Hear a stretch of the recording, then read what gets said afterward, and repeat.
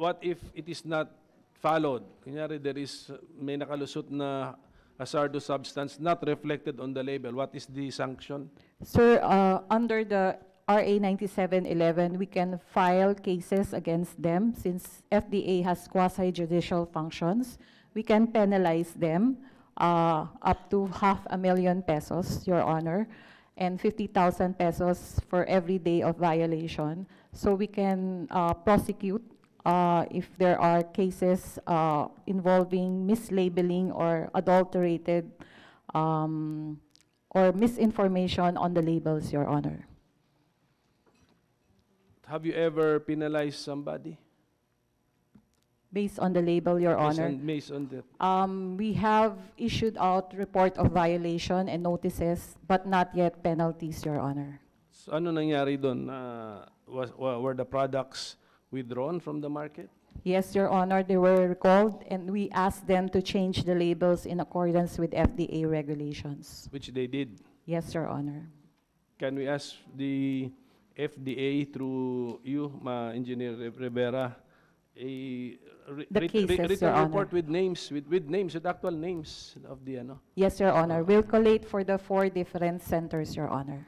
Okay, but how state of the art are your laboratories that you can now detect, let us say, some new chemicals invented abroad? Di ba ganyan yan? Yes, Your Honor. A new chemical is invented or formulated abroad, included in some product used by human beings, and then we have to find out ourselves if this is hazardous to humans.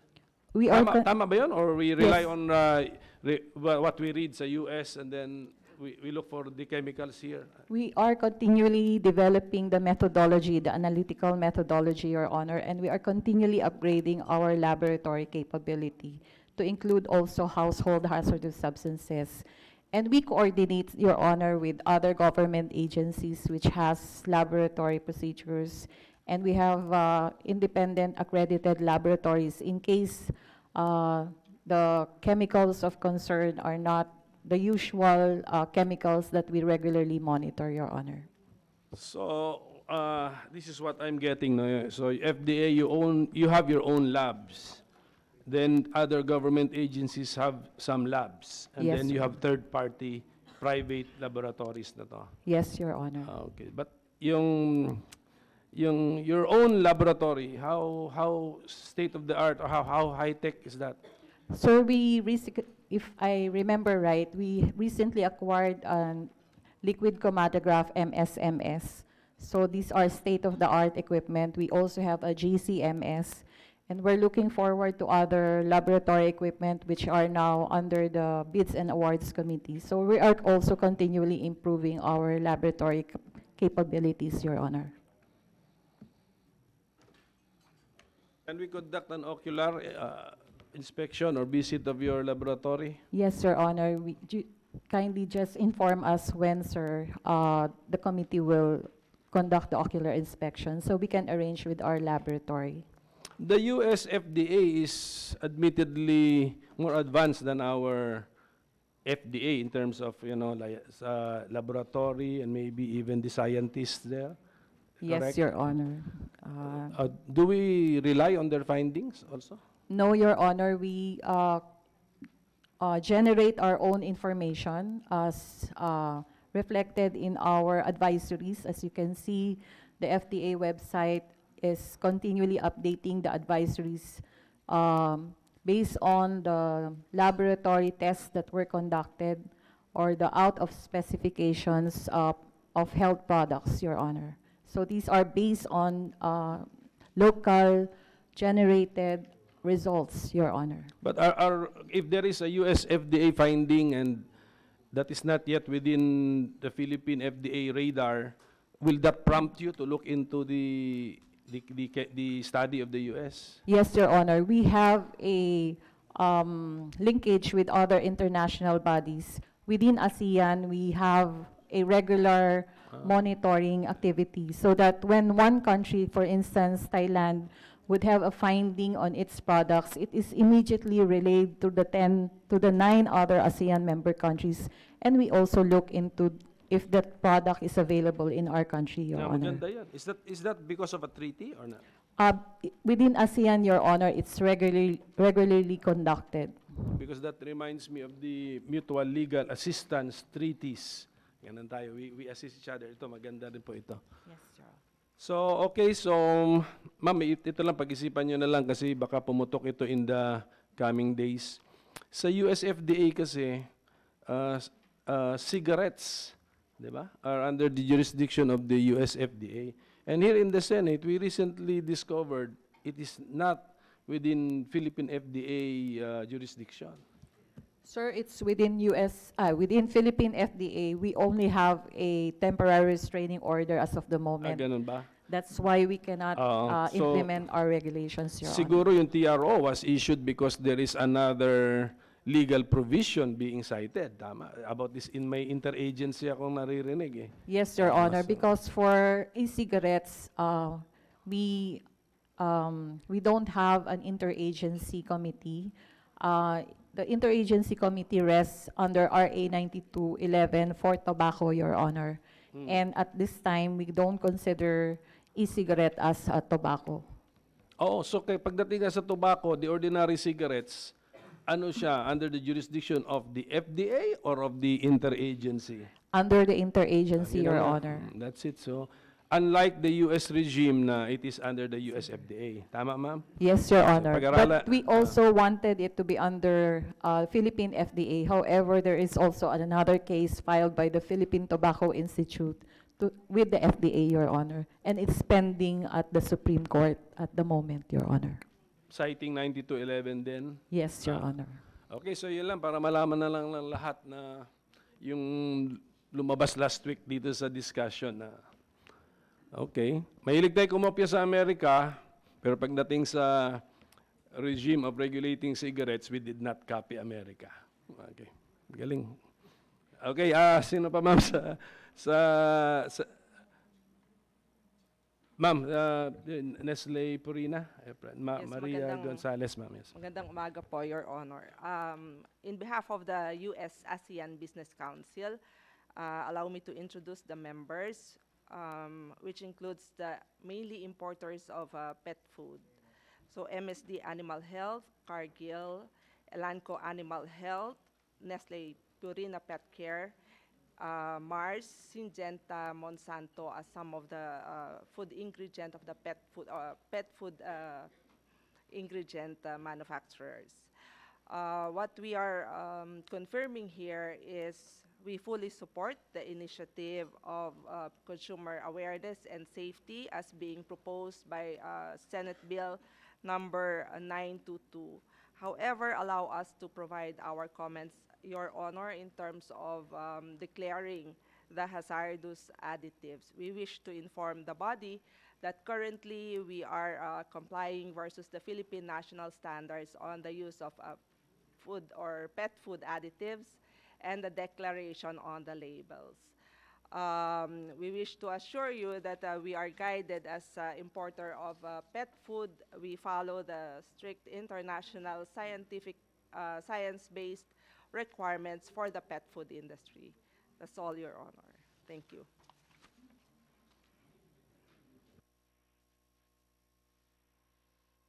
Yep. The bill of Senator Binay is actually you have to reveal in your label all the ingredients of pet food, ingredients / additives, and then especially those which may be harmful to pets or carcinogenic. Meron bang ganon? Dun po sa hazardous at carcinogenic, wala po, Your Honor. So currently, Kasi tatanggalin ninyo yun, right? Opo, or sa listahan po ng international standard, hindi mo siya pwedeng gamitin sa pet food. So what we declare on the label, yun pong mga feed additives na allowed. So nakadisclose po yun sa labels ng ating mga pet food.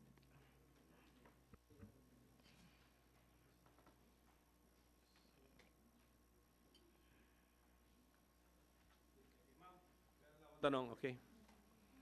There's pet food available in the market. Tama Let's po. say, may label doon. All good. Lahat ng additives, ingredients are all commonly used and not known to be harmful. But upon analysis in a lab, there is an additive not disclosed, which is, let's say, known to be harmful to pets. Which agency has jurisdiction over that incident? Kagaya po ng nasabi kanina ni Engineer Ana, nasa Department of Agriculture, BAI po siya. So yung mga produkto po ng pet food, nire-rehistro namin bago siya paratingin sa Pilipinas. So established naman po yung protocol for the product registration. Sa pagkakaalam lang ninyo, because we forgot to invite them, sa pagkakaalam lang ninyo, do they test the products? Do they test your products? Do they have laboratories to test your products? Yes, Your Honor. Kasi po regulated po yung mga naka-declare din eh. Kaya may specific protein, composition, so yung mga approximates po. And we have to declare ano yung mga ingredients doon sa pet food. Just share with us, ma'am, just in case you know. Have there been, in other countries, in other jurisdictions, have there been harmful additives included in pet food? Reports or incidents? Meron pong mga insidente, like po yung mga byproduct na sinasabing present doon sa ingredient. Pero food additive or feed additive po, wala. Kasi the feed additives na allowed ay yung vitamins, minerals, colorants, emulsifiers, pero hindi po yung hazardous na mga chemicals. Na yun po yung binabanggit dito para i-establish yung list ng carcinogens. Yeah, but okay, so but you have no objection to this bill because you don't intend to violate this bill anyway, naman. Our position, Your Honor, is we are opposing it because we don't see the need para po mag-establish because ensured po yung safety ng pet food. Kaya hindi kinakailangan para may karagdagang mandate si FDA para i-regulate po ito. Si FDA, oo, pero yung kung ilagay ko sa BAI, kunyari, same substance of the bill, except that let's just correct the agency to BAI. Is the bill okay? Sa BAI po, hindi po kinakailangan kasi existing, Your Honor, yung Philippine National Standard. So, we don't find it necessary para magkaroon po ng bagong batas to establish yung bagong requirements para sa pet food. Kasi meron pong Philippine National Standard on pet food labeling. Okay, so thank you for pointing this out, no? So, hindi pa natin ito didesisyonan. Raise natin kay ano. Since there is still no quorum yet, we will not make decisions on the specific bill. So we will just continue with our discussion. So any other comments from our resource persons on the two bills? Yes, pet food and household substances. Wala na po. Sige, let's leave these two bills. Siguro ito muna madali. Can we talk about Senate Bill number 341 on the establishment of the Small and Medium Enterprises Stock Exchange? Sino bang inimbita natin dito? I think we have PSE. Yes, sir. Attorney Refran? Attorney Refran, yes, sir. Good morning, And Mr. then Chair. Ma'am Del Rosario ba yun isa? Yes, ma'am. Sige pa from the PSE. Yes. Mr. Chair, the bill is actually an offshoot of previous proposals, I think in the chamber, as well as in fact in the lower house. And the policy considerations have always been how we can, for purposes of fundraising, how we can, I would say, give more options to companies other than just obtaining loans from the banks, simply because the most cost-efficient fundraising mechanism, not just for SMEs, Mr. Chair, but also for the big corporates, even the top 5 in terms of the biggest corporations listed, has always been access through loans because of the very low interest rates. But that being said, there comes a point in the development of a company where it is willing to open its doors to the public shareholders so that it could also take advantage of capital raising activities through the public markets, Mr. Chair, other than just friends and families, other than just the traditional loan extended by the banks. And so, in fact, more than 5 years ago, in fact, to be exact, 2013, we came up with our revised SME board in the Philippine Stock Exchange, Mr. Chair. We already have the SME board in the Philippine Stock Exchange. In fact, we have seen a lot of interest. Most recently this year, we listed one, Mr. Chair, and in fact, year to date, that has been a very exciting stock, even for the retail investors. Because really, when you look at an SME listing, because of the pricing being, I would say, sachet pack-based pricing in terms of marketing, it's more, I would say, attractive to the retail investors. No? And that being said, Mr. Chair, there's always investor protection issues also with respect to small companies, or for that matter, small, medium enterprises, simply because you would always have to see the track record. Who's running the business? The foremost consideration is, are these people of proven integrity, professionalism, track record, Mr. Chair?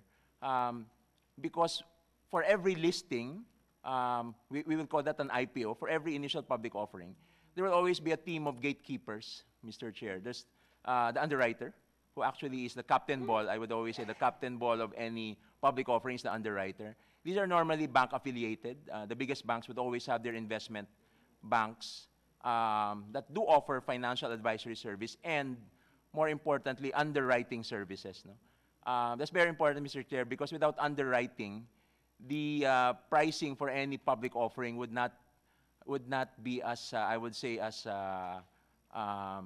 certain for purposes of the big investors also. Because you're targeting not just the small, but also the big investors. That's precisely the reason why a couple of SMEs decide to list, because they're going beyond the second generation. They're looking at third, fourth, fifth generation and growing the business, Mr. Chair. So there's always pain points. You may ask, Mr. Chair, is the line long for purposes of the IPO listing for the SME? The answer is not that long, Mr. Chair, because there's always pain points. First of all is the financial statements of the applicant, because these are normally family-owned corporations. And so it does take some time before the auditors agree to even accept the engagement for them to render an opinion, an external auditor's opinion. Some take as long as 5 years to even prepare the financial statements because of the SEC requirements that they be audited by what's called a Class A auditor. And we have more than 25 firms accredited by our Securities and Exchange Commission as Class A. So if you're not Class A, Mr. Chair, you will not be compliant with Republic Act 8799 or the Securities Regulation Code whenever you do public fundraising. So that's one pain point. Second pain point is actually the founders thinking that we've been very successful. We don't need to open the doors to the public. We have been in business. We have a track record. So why do we even need outside capital or public capital? So that's a control issue, Mr. Chair, or what we call the incentive of the founder to actually go to the public markets. The public markets being not just the big institutions, but also the retail investors. And finally, they always think of the costs. They say it's so easy to just obtain a loan. If I do an IPO, I pay for the underwriting fees. I pay for, of course, there will be processing fees, not just with the government, but also with the exchanges. But there's always reasons why they decide to also raise capital via issuance of equity capital, because there's single borrower's limit. Under their contracts, they're maxing it out and all that, Mr. Chair. And really, it's a strategic move. More than financing, when you do decide to go public, it's the branding. It's a seal of good housekeeping. So I would say, Mr. Chair, the government, in particular the SAC, has been very supportive of our initiatives because we would like to also give access to those that maybe are really not for the big board. We have a main board, Mr. Chair. These are the bigger, more established companies. Back in the day, we had 3 boards, actually, the first, second, and then SME board. And as I mentioned, we rationalized that into a 2-board structure, consistent, Mr. Chair, with global best practices. If you go to ASEAN or even Asia or the US, Europe, you would see that the exchanges that are established would offer an alternative funding mechanism, and normally via a small board. They call it a small board, or an alternative board in some jurisdictions, Mr. Chair. So we've gone over the bill in the same way we have also always articulated that we are in full support of any initiative that would broaden financing for the equities for the SME industries, simply because that's the multiplier effect for our economy is actually in the SME market. That's where jobs are generated, and there's really dispersal, or what we call democratization of ownership, Mr. Chair. But as I also highlighted, the structure that we have right now, we are a self-regulatory organization duly licensed by the Securities and Exchange Commission. By law, Mr. Chair, we are given that regulatory status to also admit for listing, in this case, SMEs currently, Mr. Chair. No, the stock exchange is regulated by law, but not created by law. Correct, Mr. Tama. Chair. It Huh? is regulated by the SEC, Oversight Regulatory But Authority. there's no law creating yun, di ba? Tama yan, di ba? It's a voluntary it's a corporation, Mr. joining of Chair. the So, you're telling us that the existing Philippine Stock Exchange, tama ba yan? Yes, sir. You already have an SME board, which we can say is already the stock exchange for small and medium enterprises. Correct, Mr. Chair. Mr. Chair, to highlight, right now, so there's the formal public capital markets, which is the stock exchange. There are also the other fundraising opportunities given the advent of technology. There's crowdfunding, there is other, I would say, portals or quote-unquote exchanges, which are not technically exchanges under 8799 or the Securities Regulation Code. Because as we have seen, whenever you deal with the public money, the investor protection features will have to be very much core to your regulation. And it's not just a question of fundraising, it's actually sustainability, Mr. Chair. As we have seen, there's success stories and there's also sad stories for our SMEs. We have a couple have already gone to the main board. For example, Double Dragon. Double Dragon of Injapsia has been a very good success story. First listed in our alternative SME board. Now, quote-unquote, graduated already to the main board. No? And as you see in the Bay Area in MOA, maraming developments, very active. There's a couple more that we have had graduation because they use it as a stepping stone to become a main board player. But that being said, we're also very strict in terms of making sure these are not target of backdoor listing, because sometimes they become prime targets for companies that could not meet the main board or the SME board, but then just do an equity transaction so that in the end there's backdoor listing. That's why we have, with the SEC approval, certain investor protection features to make sure that the investors, when they part with their money on IPO, they know that that management will run the show for a given amount of time, so that they have expectations also managed, Mr. Chair. What when you define small and medium, do you use the definition in the law of what is small and medium, or you have your own? In fact, Mr. Chair, our paid-up capital requirement, because the requirement is for paid-up capital. For an SME, it can be as low as 25 million pesos. Because the authorized capital of 100, 25% has to be subscribed and fully paid. Okay. And we look at the track record because of investor protection safeguards. At least for the past 3 years, you would have to have earnings before interest and taxes cumulative for the past 3 years, 15 million, Mr. Chair. So kaya naman ho, Track record, no? Okay. kaya po yung 15 million cumulative, it can be 2 million and then 1 million and then 10 million and all that. So we're looking at suitability, Mr. So Chair. how many are listed in your SME board? So right now, Mr. Chair, we have 5. We have actually had a couple more that want to list in 2 years and 5 years because they are preparing. As I said, Mr. Chair, it's the financial statements. That would always be the pain point, that's the hurdle for them to do a public offering. So if government by law establishes this small and medium enterprises stock exchange, this will be a competitor of your alternative board. Yun ba yun? That scenario will Ganun ba be yun? a Ganun yun, di ba? competition, Mr. Oo, Chair. okay. So 5 na lang nga nakalist sa'yo, ate pa tayo. Ganun? Yes, Mr. Chair, when we look at the other jurisdictions, the trend nowadays is consolidation. Because there's all fragmented markets, multiple markets.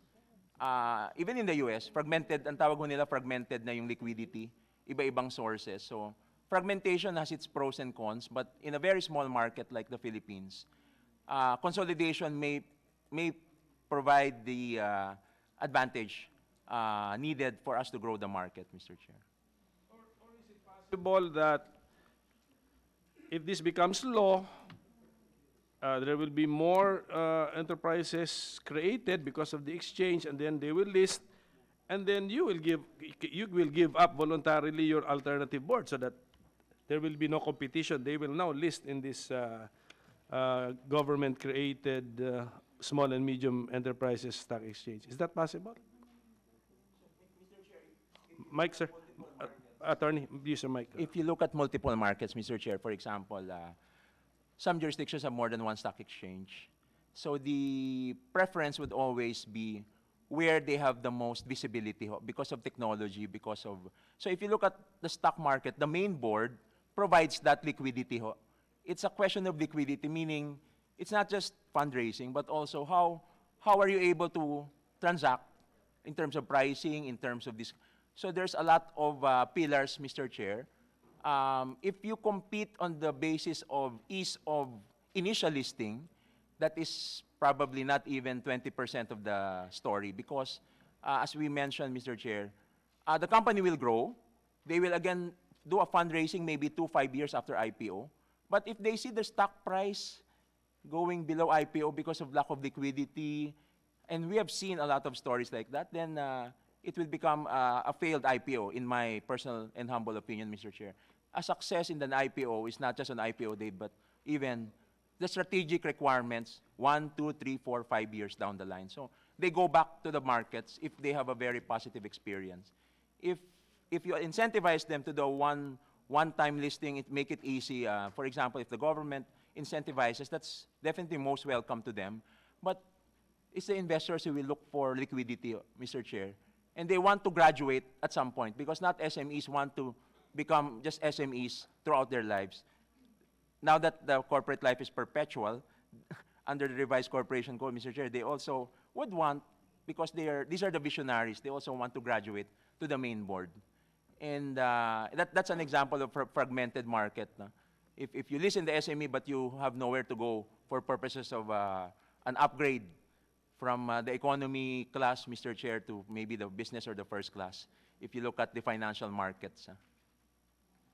So that would be an outcome, Mr. Chair, but the threshold question there is for the institutionals to participate, especially the foreign. They always look at liquidity because if the market turns against them, if they have no way to go out, that's not going to be a market they want to stay in. First sign of distress, they will exit, Mr. Chair. Then it's a market that would not have the benefits, even for the issuer itself, the IPO company. Thank you, Attorney. Any other comments, ma'am? Sec? Ma'am, you want to say something? Attorney Good morning. Remalante, Attorney Remalante. Good morning, Senator. We actually subscribe, not fully, but based on what was discussed on an SME. These are the PSE is an SRO, which is authorized by the SEC to operate as such. If an SME board is created by law, it in fact has a better position than the existing stock exchange that we have, and it might create some confusion. And in fact, what was mentioned by Attorney Refran, we are a very small, at current, at the ASEAN, we are the smallest number of listed companies at the moment. Compared even to Vietnam, Vietnam has now 1,000 plus listed companies compared to us. I think the PSE has been trying to develop or encouraging entry of small, and the SEC and the PSE has been working hard to have more listed companies. I think, yes, there is some pinpoints in the entry right now. I think that it's right that there are some concerns on the financials, because the SEC on its part do not want listed companies to be out there, but there are some questions on the financials. There are some holes. So we are also very careful, because we also look at the investor protection side. But as I mentioned earlier, if you create an SME exchange, what would then be the effect on the authority of the SEC under RA 8799 in actually authorizing exchanges or creating our supervision over exchanges out there? So that's all, Your Honor. This will be an exchange created by law, so wala kayong magawa doon. And this, ang sabi sa Section 3, under the supervision of the Office of the President, but for purposes of policy coordination. Section 6, SEC will also be there in the formulation of the bylaws, rules and regulation, etc. So what do you see? We will have a different kind of animal here. Iba talaga. Iba. Yes, it would be definitely different from how it is set up internationally and globally. Pero I think the purpose is to encourage establishment of small and medium enterprises by telling them that, oh, you have a market where you can exchange your shares and possibly grow your business. Bakit ba kasi sa Vietnam? Have we studied Vietnam? How come they are able to have 1,000 SMEs in their exchange? Oh, sa atin, 5. Mr. Chair. Bakit po? I think what I mentioned as 1,000. There are 2 exchanges in Vietnam, Okay. the Ho Chi Minh Exchange and the Hanoi. They have 2 areas of exchanges there. But before, we actually have 2 also. Then we Yes, consolidated it. But the thing, Your Honor, is that the real concern really is in creating a small exchange SME board is, of course, for liquidity purposes. In order for, like for me, if I'm a stockholder, I'll be able to get out. But the concern with, if I'm no longer interested in staying with the company, I have a way of getting out. But the concern is always the liquidity. Do we have enough market makers out there? Of course, as the role of the undertakers, but underwriters, sorry, but as what I've mentioned, what I'm thinking as a regulator part, on the regulator's part, is that how do we establish this? It's under the OP, but we already have some sort of working procedure we have with the stock exchange, with the PSE in developing the markets. What we're trying really right now to develop is really to increase interested enterprises to get into the market. In putting up another an exchange under the law that I think might have some cost also. Why don't we just empower more? That is also the vision of the SEC right now. That is what we want to have in place to strengthen the capital markets, which is our mandate, and this is in partnership with also with the PSE. So if we create this, let's think about the cost, how to set it up. Are we just replicating something that's already there? So those are some of the things that should be a concern of also of the SEC. Thank you, Your Honor. Mr. Chair. Vietnam is a very unique market. Their exchanges are created by law. In fact, they are due for a merger. Yes, sir. By law, Hanoi and Hanoi and Ho Chi Minh, their parliament is currently in discussions to merge again by law, because of the structure of Vietnam as a communist country, Mr. Chair. But if outside of Vietnam, you look at the other markets, it's really a private initiative, because what it is, Mr. Chair, is really it's a market. A market's a marketplace.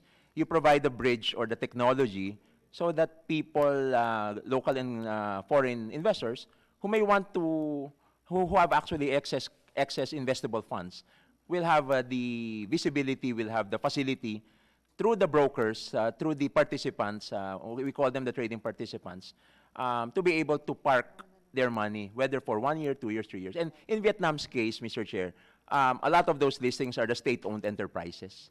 Now, if you apply that to the Philippines, we have a lot of franchises where there's a requirement for a public offering. Some go as 15% public offering for the franchise, some go as high as 20%, some even require listing.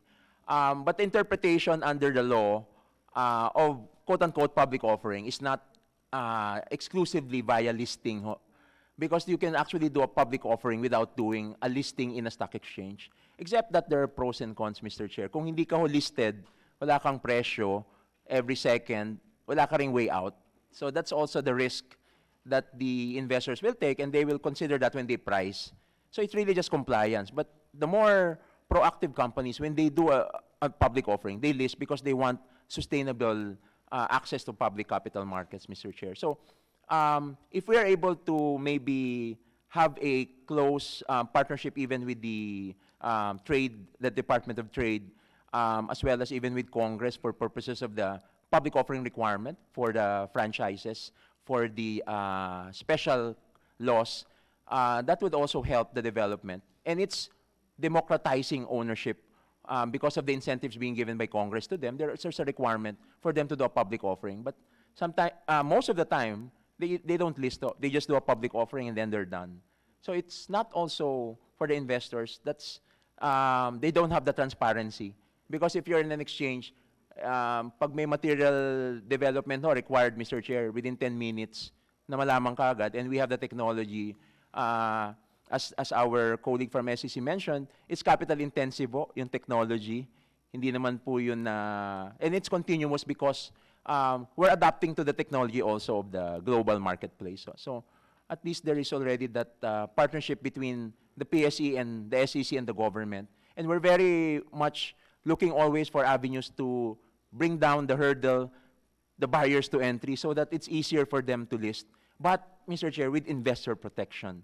Because even for the main board, when there's a delisting, it's the investing public who really complains and gets hurt, Mr. Chair. It's not the big corporates that they can just realize as loss this investment. It's really the teachers, our OFW investors, with their hard-earned money suddenly losing ability to trade. Pag nawala na to trade, they're stuck there. Wala na silang access to monetize yung investment. So, Mr. Chair, we're always, as a exchange, because we are not competing domestically, we're competing against our neighbors. We cannot just be stuck in this place. We have to grow as a market. As we have seen, for example, the other exchanges also. You grow the main board, also the SME board will also be attractive even for those who want to graduate at some point, Mr. Chair. Pag SME lang wala namang gagraduatean, that as a strategy, I would leave it to the Senate to consider that. Pero kung wala akong aakyatan, I don't know, as a policy or a strategy, why would a company do that for a long term?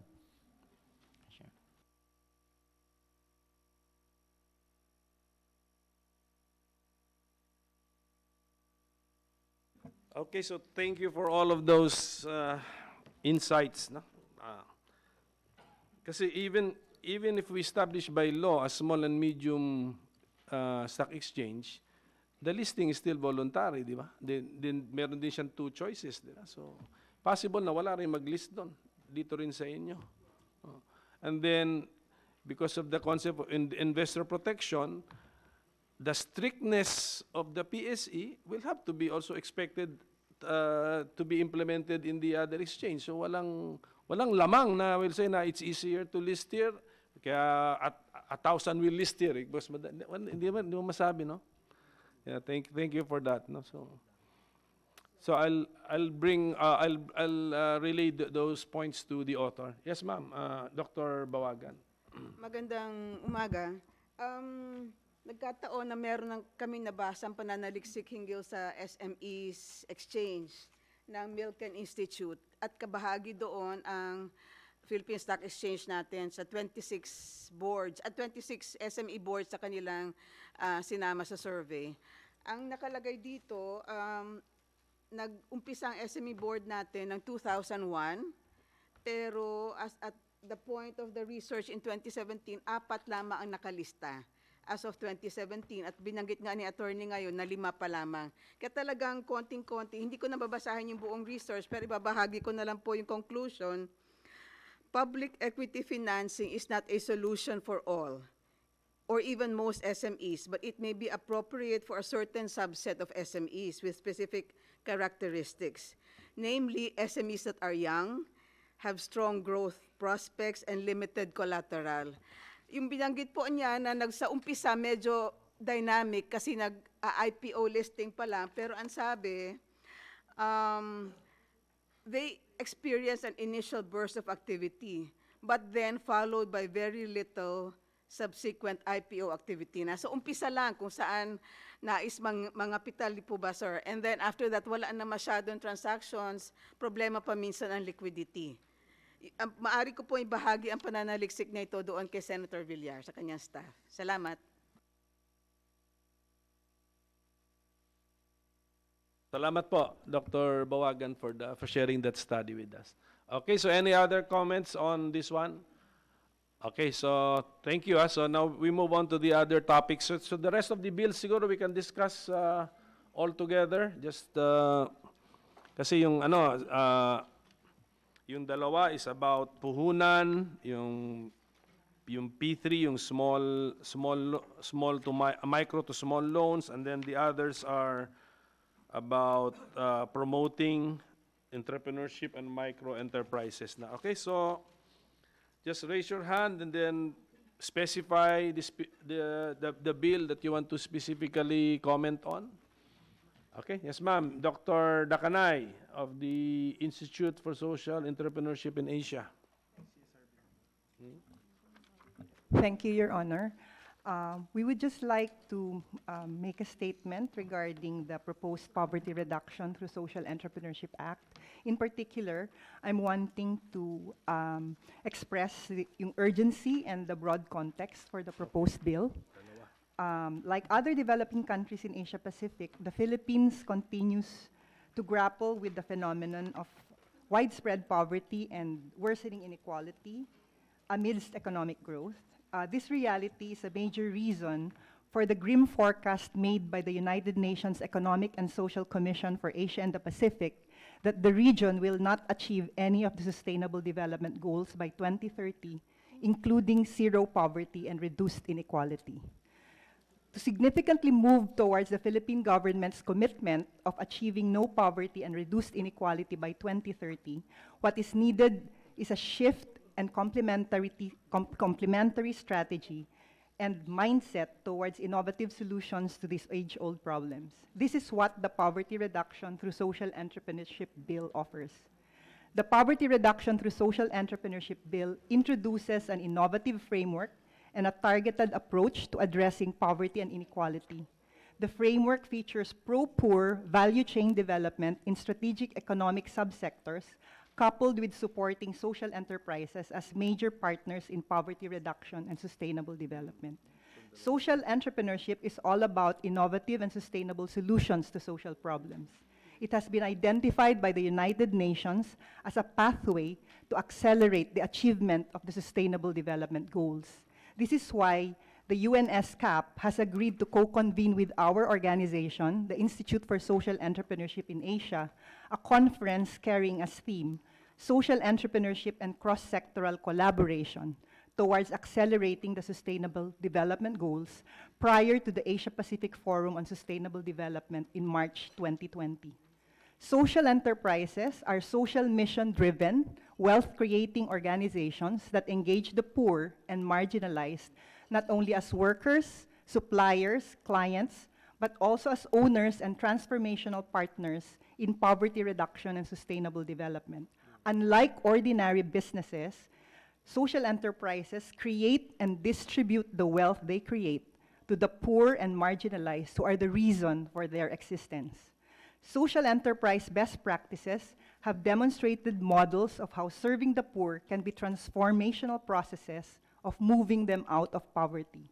There are about 164,000 of these social enterprises nationwide that can be harnessed as partners, and the social enterprise sector could be assisted to develop further to scale up their impact with the help of a poverty reduction through social entrepreneurship program. The proposed legislative measure mandates the planning and implementation of a national poverty reduction through social entrepreneurship program.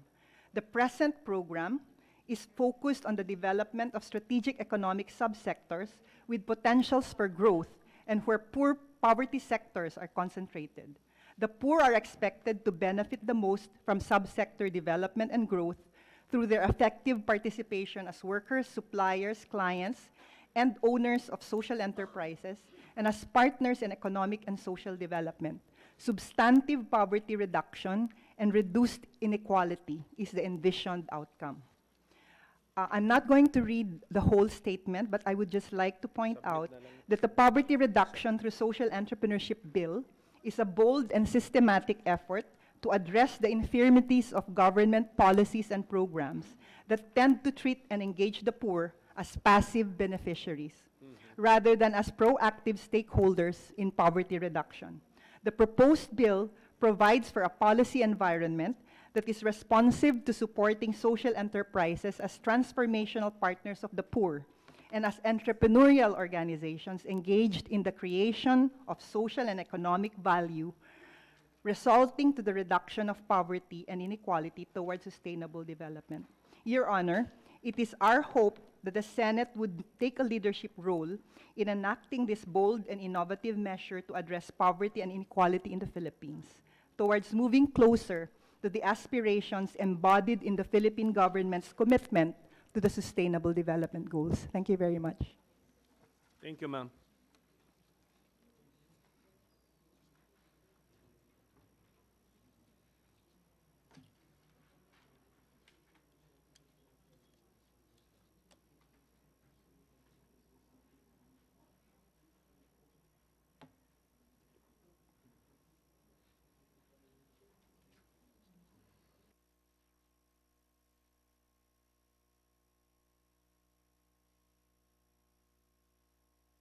Any other? Thank you, ma'am, for that. Meron lang ako yung naisip kaya ako sinabi. May Chanco, please, of the Caritas Manila. Good morning. Good morning, Your Honor. I'd like to make a statement on the poverty reduction through social entrepreneurship, which is the present coalition on the poverty reduction through social enterprises. We have existing bills that have been sent.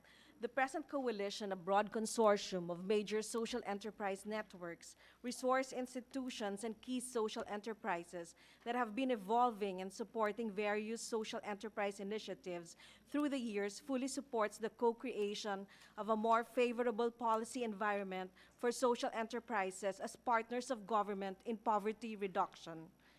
We appreciate the efforts of Senator Coco Pimentel, Senator Sonny Angara, and Senator Mig Zubiri for recognizing the nature and potential of social enterprises as entrepreneurial organizations engaged in the creation of social and economic value that are contributing to poverty reduction and sustainable development. The proposed bill on poverty reduction through social entrepreneurship codifies an ecosystem conducive to the growth of a vibrant social enterprise sector in the Philippines, with government playing a developmental role. In a developing country like the Philippines, where poverty and inequality is exacerbated by the failure of state and market institutions to serve the needs of the poor, A strong and proactive social enterprise movement is a crucial element in pushing for government to play such a role. A government playing a developmental role in partnership with a very proactive and innovative social enterprise sector may just produce the elusive outcome of empowering a significant percentage of the poor and substantively reducing poverty in the country. The proposed legislative measure mandates the planning and implementation of a national poverty reduction through social entrepreneurship program. The present program is focused on the development of strategic economic subsectors with potentials for growth and where poverty groups are concentrated. The poor are expected to benefit the most from subsector development and growth through their effective participation as workers, suppliers, clients, and/or owners of social enterprises, and as partners in economic and social development. Substantive poverty reduction is envisioned as outcome. The proposed law seeks to provide priority support and incentives to social enterprises with the poor as primary stakeholders in these strategic economic subsectors. Cognizant of the various legal forms that these organizations have taken, from cooperatives to non-stock, non-profit corporations to stock-for-profit corporations, or a combination of these forms, the proposed act provides for the qualification of these organizations as social enterprises to avail of support services and incentives. Important provisions proposed which try to address the infirmities of current policies affecting social enterprises are the setting up of a special credit windows for social enterprises that could provide non-collateralized loans supported by a guarantee fund pool, a social enterprise development fund that would ensure resources for capacity development for social enterprises as entrepreneurial organizations, providing both transactional and transformational services for the poor sectors that they serve, as well as for local government units to build their capability to assist social enterprise development, and the establishment of an insurance system for social enterprises affected by natural calamities.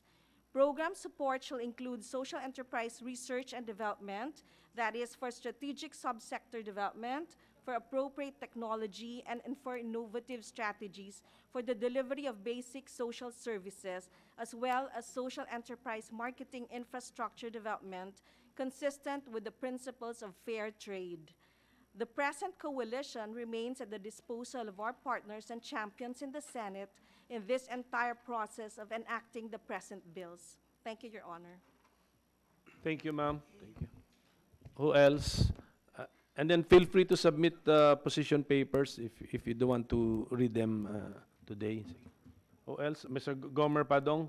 What is PhilSen, sir? PhilSen? Philippine Social Enterprise Network, Your Okay, Honor. thank you. Thank you, Mr. Chair. I'd like to present the statement of the Philippine Social Enterprise Network. Initially, we align ourselves with our partners, the Institute for Social Entrepreneurship in Asia and the present coalition, but allow us to add our organizational voice, and as I will share some of our recent work. Towards the end of 2017, we released a report entitled Reaching the Farthest First, the State of Social Enterprise in the Philippines. The report is a mapping exercise to facilitate and understand the profile of social enterprises currently in the country by providing an estimate of the current size and scale of the social enterprise sector. The research aims to raise awareness on, increase understanding and encourage support, and make policy recommendations for how to grow the sector among existing and potential social enterprise practitioners, policymakers, the private sector, investors, and the general public, an input in guiding in guiding action and policy to improve the environment that social enterprises operate. Our research was supported by the European Union in the Philippines, the British Council, and the United Nations Economic and Social Commission in Asia and the Pacific. We found out that the space is, number one, growing. There has been a significant increase in the number of social enterprise activity over the years. 19% on annual average and 75% of social enterprises began their operations over the last decade. in an estimate, in the research, we estimated the number of social enterprises currently operating in the Philippines as 164,000. The second one is productive. Majority of social enterprises reported making a profit, and the sample size generated a profit of around 21 million USD in 2016. Still a small part of the Philippine economy, but of course contributing. The third one is inclusive. Top beneficiary groups include local communities, local social movements and organizations, and supply chains. 44% of social enterprises surveyed are actually being led and managed by women. And the fourth one, promising. A clear majority of social enterprises anticipate an increase in turnover and also looking for staff expansions.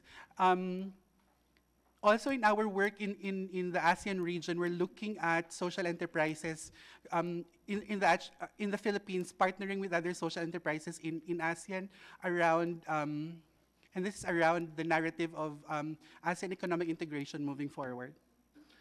In our more recent project entitled Strengthening Civil Society Participation in Social Enterprise Education and Development, we have seen the inclusion of social entrepreneurship as a standalone article in the Bangsamoro Organic Law. It is the first time that social entrepreneurship has been included in a peace legislation anywhere in the world. Also, in this project, we have trained around 300 current and future social impact leaders in the Bangsamoro region with the skills they require to lead socially impactful businesses. We have 6 social enterprise intermediaries currently being trained to become top community incubators in the region. We will be able to share some of our stories of impact from our local member partners and also share some of our working business models in the next episodes as we move along this legislative process. Thank you very much. Thank you, sir. Thank you. Anybody else? Yes, Mr. Mateo of the NAPSI.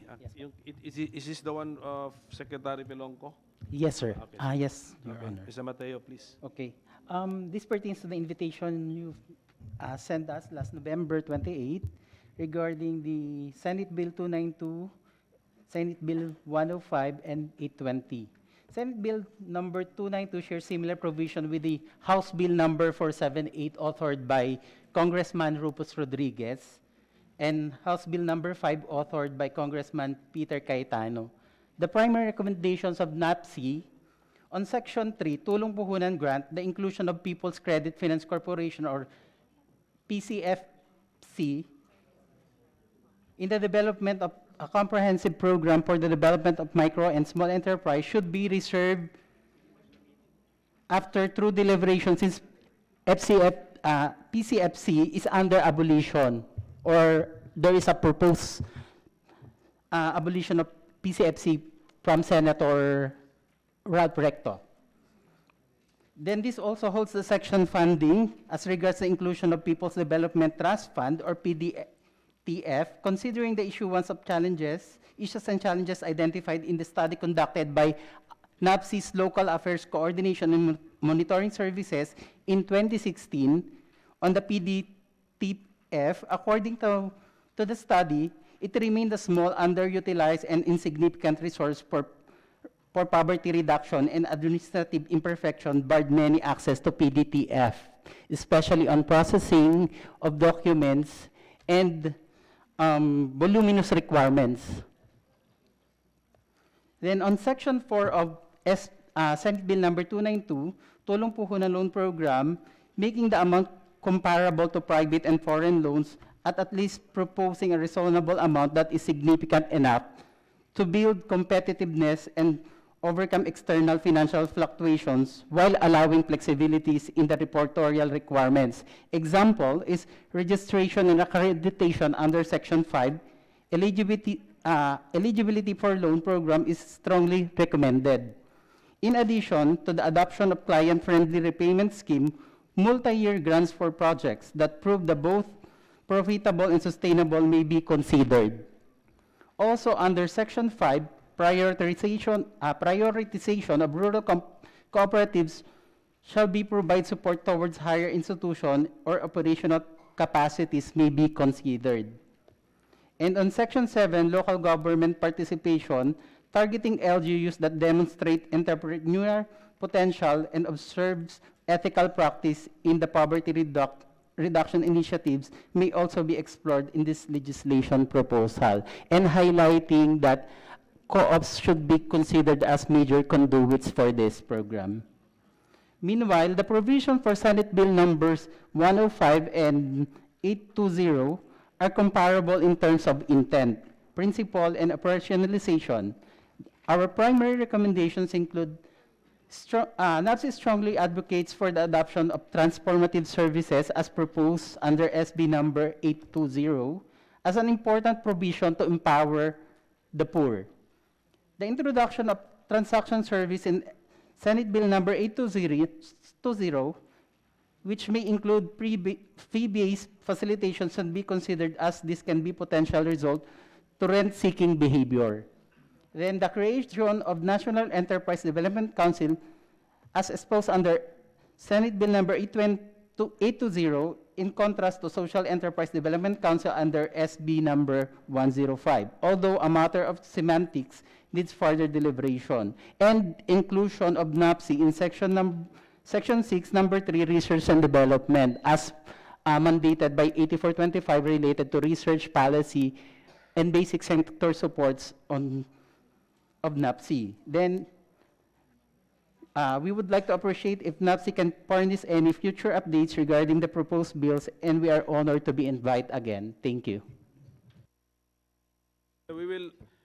NAPSI should be a permanent fixture in our hearings kasi poverty reduction ito. Tsaka kahit ano, tignan mo rito, micro-enterprises, what is that for? Pondo sa pagbabago, what is that for? Present, what is that for? So dito kayo. Thank you very much, Your Honor. Ano na ha? Automatic na ha? See. Okay, so anybody else? So si NAPSI yata, you discuss, di ba? Present, you discuss the pondo sa pagbabago and the others. So free for all na lang to. Sige, Mr. Clavisillas. Yes, DTI. thank you, Your Honor. First, on the proposed social entrepreneurship bill, Mr. Chair, we support the Department of Trade and Industry supports the passage of this bill because right now we already have several initiatives and advocacies here in the country, but unfortunately we do not have the legal framework yet on what are the social enterprises, as we call them. So we would like to see also that we have this basis for us to be able, because right now, Mr. Chair, there are several award-giving bodies already that are citing or recognizing the exemplary performance of these enterprises, but as I have said, we do not have the legal framework. So we hope that this at least will be defined, what are these social enterprises, because right, as mentioned by Mr. Padong, that right now we have 160,000 enterprises.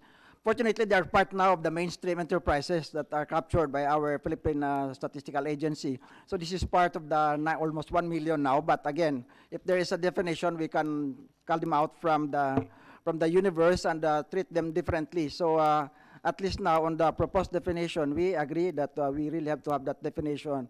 As to the incentives that are proposed, Mr. Chair, we would like to defer to the concerned organizations that are requested to provide some of these incentives, because we are not privy to what are allowed by law and what are not allowed by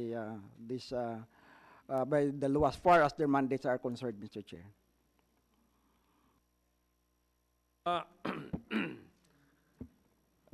So ang social enterprise is an undertaking which can take up many forms. Pwede siyang corporate, etc. But sabi niyo rito, the principal purpose is poverty reduction. But it can also be for profit. Tama? Tama ma for the record. Sir, if the purpose of the profits or surplus is for sustainability. Only. No, it's not only. It's Sustainability of the just enterprise. of the social enterprise, Yeah, of so the that it social can enterprise continue. only. So, para rin siyang non-profit ba na you cannot declare profits to the stockholders in case the firm is a corporation. No, if it's a corporation, may cap. Oh, The yeah. So proposed meron pa rin. bill So, okay. talks about a cap.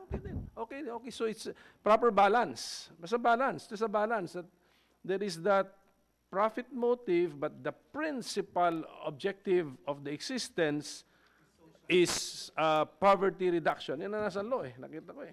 Poverty reduction. Yan ang Sa SEC, ma'am, sa Articles of Incorporation, primary purpose, nakasulat dapat doon. Poverty reduction. Yan, social enterprise ka na. Ay, maganda yun. Maganda. Tapos, then it can, social enterprise can be micro, it can be small, di ba? So, and then at the same time, ma'am, sige ma'am. Your Honor, it can also be medium, it can also be Yes, large. medium or large. O large, hopefully nga, large ka agad. And then, hindi, dun kasi ako sa sector na may incentives para lang maklaro ko. So, if it's a micro SE, it should be entitled to the incentives for micro. And then sa small, ganun din. Pero ang purpose natin dito is to add, may plus dapat. Plus incentive for the SE. Yun ang otherwise walang distinction, di ba? Walang advantage. So yun naman ang balance na hanapin natin na we will allow SEs to avail of incentives per their size, and then plus the mere fact that it is an SE. Yan so yun ang ayusin natin. Naintindihan ko. Yes, sir. Mr. Clavisi. That is similar to another growing advocacy now internationally, Mr. Chair, the so-called inclusive business. So IB is now another advocacy that is also being promoted by the DTI, particularly through our Board of Investments, because the Board of Investments tabled this during our hosting of the APEC, and this is one of our initiatives that we forwarded during our host year. What we did so far is that if you are an IB company, if in addition to the incentives being given by the Board of Investments, you are entitled to another perks as an IB company. So that can be one of the strategies that we can do. Define. Anong definition? Inclusive business. What is inclusive that? business are Concept. those which are using or involving the small players as part of their total value chain. So it's not only the upstream and the downstream, but it's rather part or it's integrated already in their operation. This is a global advocacy already, Mr. Chair, and similar to the SEs, other countries already have an established framework on this. So it's better if we can even integrate all of this. I'm looking at my colleagues here. Actually, the IBs apply to big companies. Kasi pinapanday pa natin yung batas. Di lahat ng existing magagandang konsepto, pasok na natin. Na hindi makakagulo, na hindi makakatagal. Yun lang. SE and then inclusive business. That's a nice concept. We'll try to accommodate it. No? Sige, si Dr. Dakanay and then si Dr. Bawagan. Your Honor, it's just that I think inclusive businesses are actually profit-driven businesses that are just including the poor in their supply chains. And we're hoping that the government will see the value for social mission-driven enterprises that are really for poverty reduction. Thank you. I think nasa yung bills naman clearly explain what is a social enterprise. Ma'am, Dr. Bawagan. Ganon din ang aking pagbabanggit sana tungkol sa inclusive business at kaibahan nito sa social enterprise.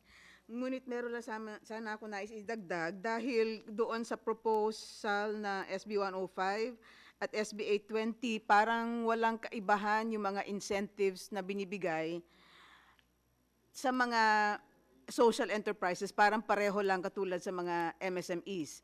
But then meron talagang particular characteristic like how would you say, hindi lamang business ang kanilang bottom line, but also improvement of the environment, contribution to the planet, contribution to people.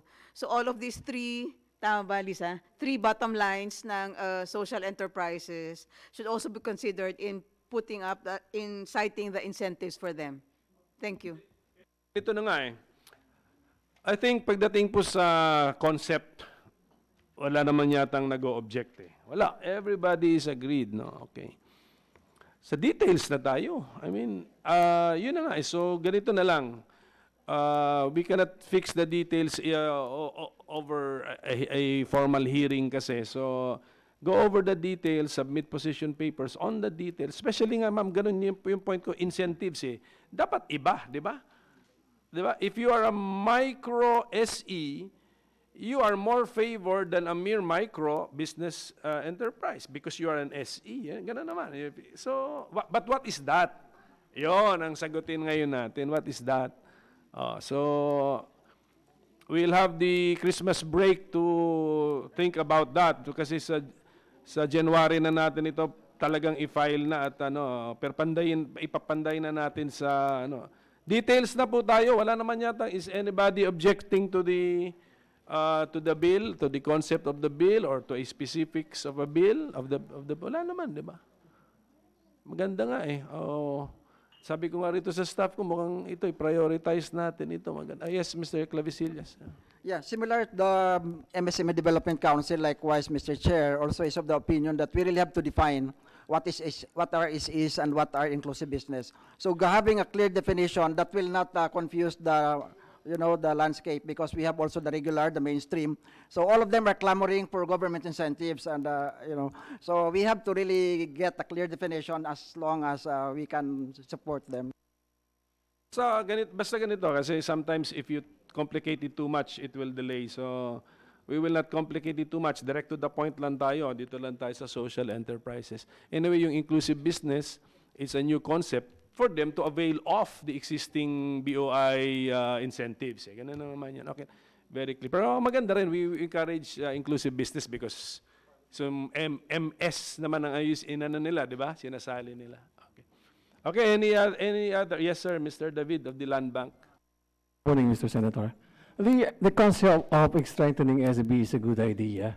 However, in order not to hurt the taxpayer's pocket, probably what we can do to fund SB is the amount should be allocated under the Magna Carta, or the 10%, 8%, 2%, by complying with the law for company or for the banks to extend, or the portfolio should be equal to 10% to the SME and micro lending. Therefore, non-compliant banks penalized under the law, the funds should go direct to SB.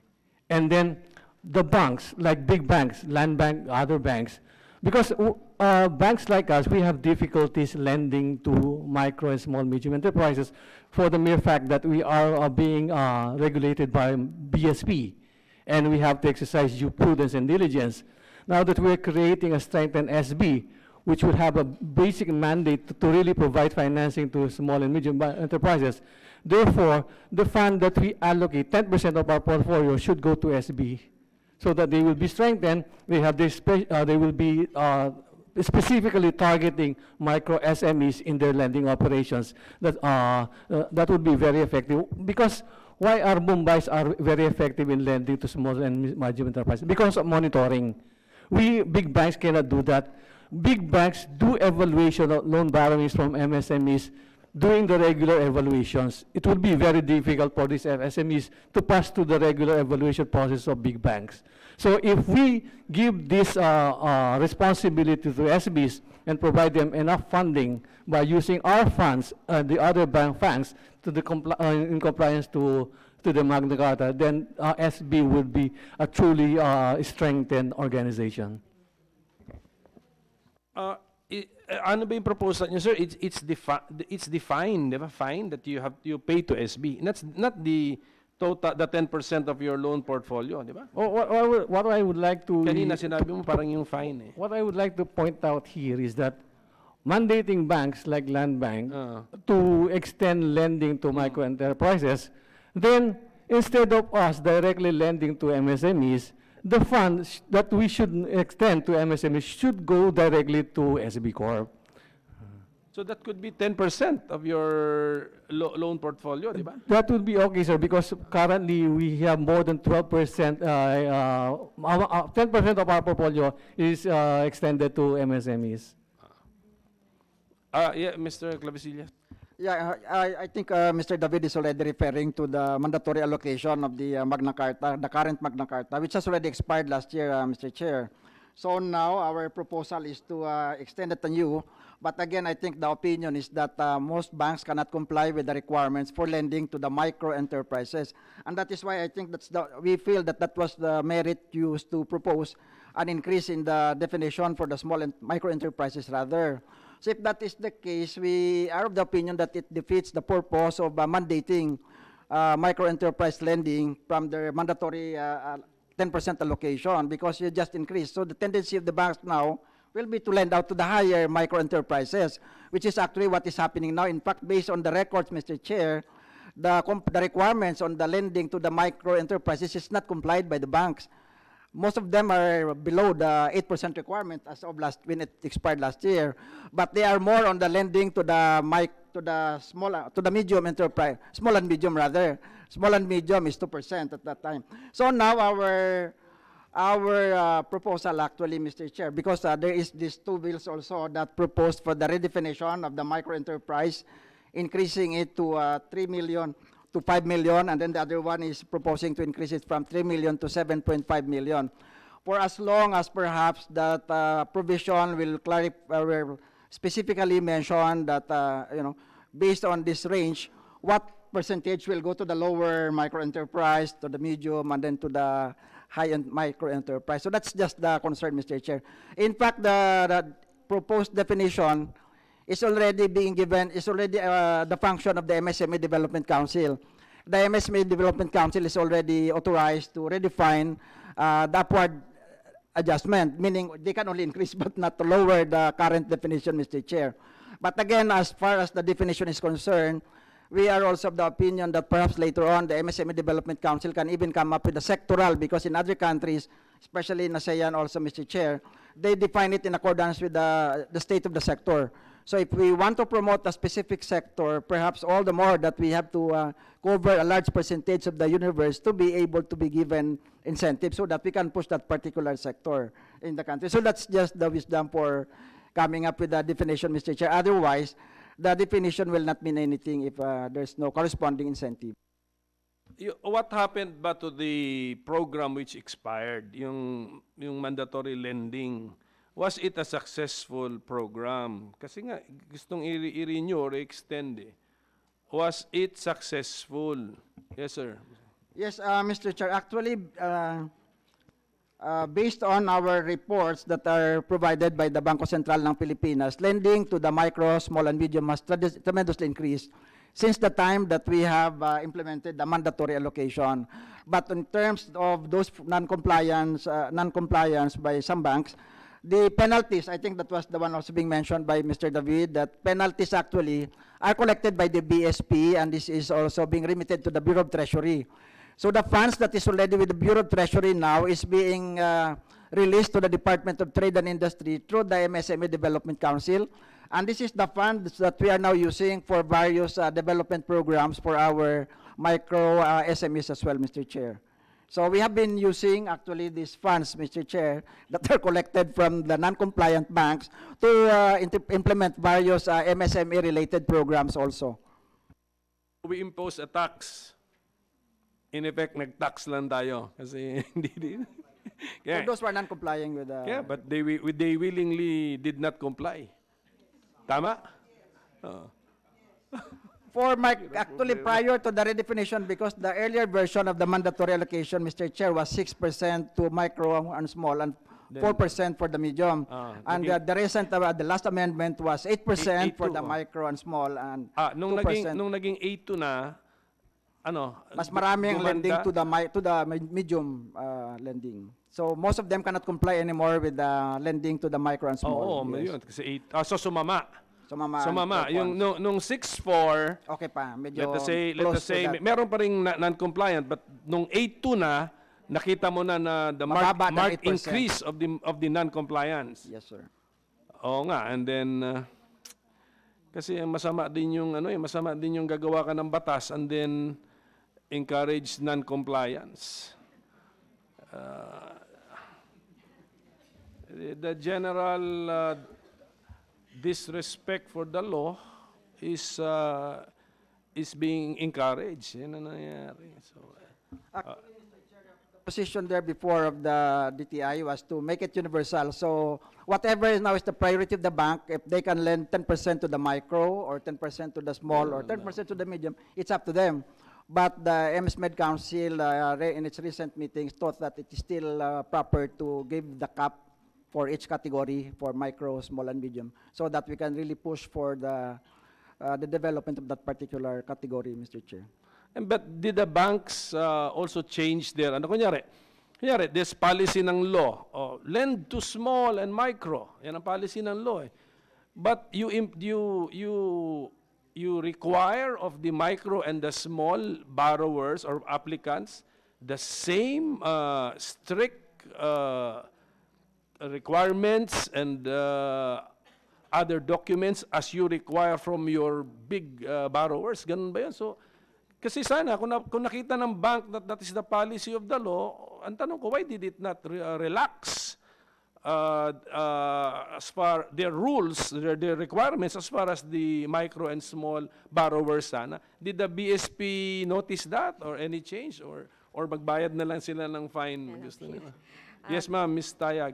Yes, thank you, Mr. Chair, for the opportunity. The BSP will send our official position papers on all the measures relevant to us. But just to react to the discussions here, on the mandatory credit allocation, we really support the bills promoting MSME development. And I think the wisdom of really looking at what is the real issue. Because if we look at the compliance, as Director Jerry of DTI mentioned, loans to the sector has increased. But that's because, but as a percentage, it has actually decreased over time, percentage of total loan portfolio, which is what is required by law. So for example, in the 10-year period, let's say it expired in 2018, from 2008, it actually decreased from about the levels of, for medium enterprises, from about 9% to just 3%. What I'd like to point out is that even with the expiration of the law in 2018, when we looked at 2019, the figures didn't change much. Okay, so in terms of effectivity of the mandatory credit allocation, the banks are still lending to the MSMEs that they are lending to. So the issue could also be on the part of the demand side. It's really, of course, on the supply side, we can also shed some insights on this. But in terms of, for example, the capacity of the SMEs, absorptive capacity of our SMEs. So there's also a lot of interventions that would need to be made on the demand side. On the supply side, the regulations of the Bangko Sentral is very proportionate to the requirements and the risk profile of the bank. So we have, in fact, we have some incentives for lending to MSMEs, like exemptions from income tax return, exemption from audited financial statements. Those are already relaxed. The constraint of some banks is that some banks are just really not designed to go very retail. So for example, we look at our big foreign banks, for example, and then we require the same type of lending to MSMEs. So maybe that's where the disconnect is. There are some banks, however, that their business model is really for MSMEs. So I think on the part of the bank, of course, they also have their own responsibilities to maintain their financial management. If they're not designed to go retail, that's when they're constrained to pay the penalties. So maybe to take into consideration those types of nuances of banks. And also, the penalties naman were transmitted to the MSMED Council. So in a way, it does go back to the development of the MSME sector. Thank you. Mr. Ballester of NEDA. Thank you very much, Your Honor. Actually, I would like to affirm what BSP has mentioned a while ago, because there is a study way back in 2016 in the Journal of Governance and Regulation that affirms actually the situation. Now, when it comes to the banks, Mr. Chair, there is an earlier study way back in 2011, an area study, that banks tend to prefer to pay the fine for non-compliance, or to channel funds to firms that deliberately understate their assets in order to qualify as an MSME. This study was done in 2011 by Dr. Aldaba in IRIA. And so, Mr. Chair, we will be submitting also NEDA's comments. We'll be submitting our official comments once the Secretary has already cleared our comments. And let me give our comments for House Bills number 110, 158, and 475. As articulated, Mr. Chair, in the PDP, a particular challenge in the MSME sector is the lack of adequate statistics. NEDA flags that there is no official methodology available to estimate the MSME's contribution to the country's economy. The source of classifying micro, small, and medium enterprises based on asset size is RA 9501. However, the Philippine Statistics Authority's 2018 list of establishments survey defines MSMEs based on the number of employees per establishment. So there is an existing two definitions, Mr. Chair. Again, confirming what BSP has mentioned a while ago and what BOI has mentioned, it may be noted that banks have not been meeting their required minimum credit that should be provided to MSMEs. And so we are citing also the data in our initial comments. So it was already mentioned a while ago by BOI and even by BSP. It may be clarified how the proposed reclassification of the asset value thresholds of MSMEs would result in maximizing their untapped potential. Expanding the asset size coverage may result in enterprises having difficulty to graduate from micro to small enterprises or from small to medium enterprises, as enterprises will need more capital in order to move up the next level. In addition, there may be a need to determine if the proposed extension of asset size for small and medium enterprises would result in an increase in the number of enterprises entitled to benefit from government incentives. If so, then there will be a need to determine the potential revenue losses with more take-up of these incentives. Another possible consequence of expanding asset size is that micro enterprises, especially those in the lowest asset size or capitalization bracket, can further crowded out by the more capitalized enterprises. It must be noted that the overall development objective is to induce MSMEs to eventually graduate and become medium and large enterprises. Transitioning to the next level will require heavier regulatory compliance to ensure product quality, standard, and safety. This may have been the hesitation of most MSMEs, of micro and small enterprises to upgrade, especially if more assistance and incentives are available to micro and small enterprises.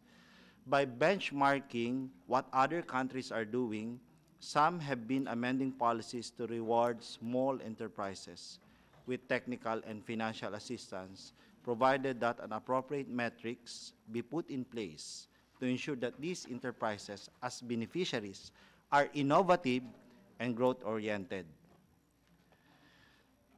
Now, we have also specific comments, Mr. Chair, especially on SB 110, and perhaps we can include this in the official submission. So those are the general comments, Mr. Chair, that are relevant in the current discussions. Thank you very much, Mr. Chair. Thank you. Okay, Mr. Gerchitrena of the Credit Information Corporation. Thank you very much, and thank you for inviting. Let me qualify that I'll just make comments based on my being the president of the Credit Information Corporation. Also, from the perspective of entrepreneur, I have a master's degree from the Asian Institute of Management on entrepreneurship, as well as my long participation with the MS Med Council.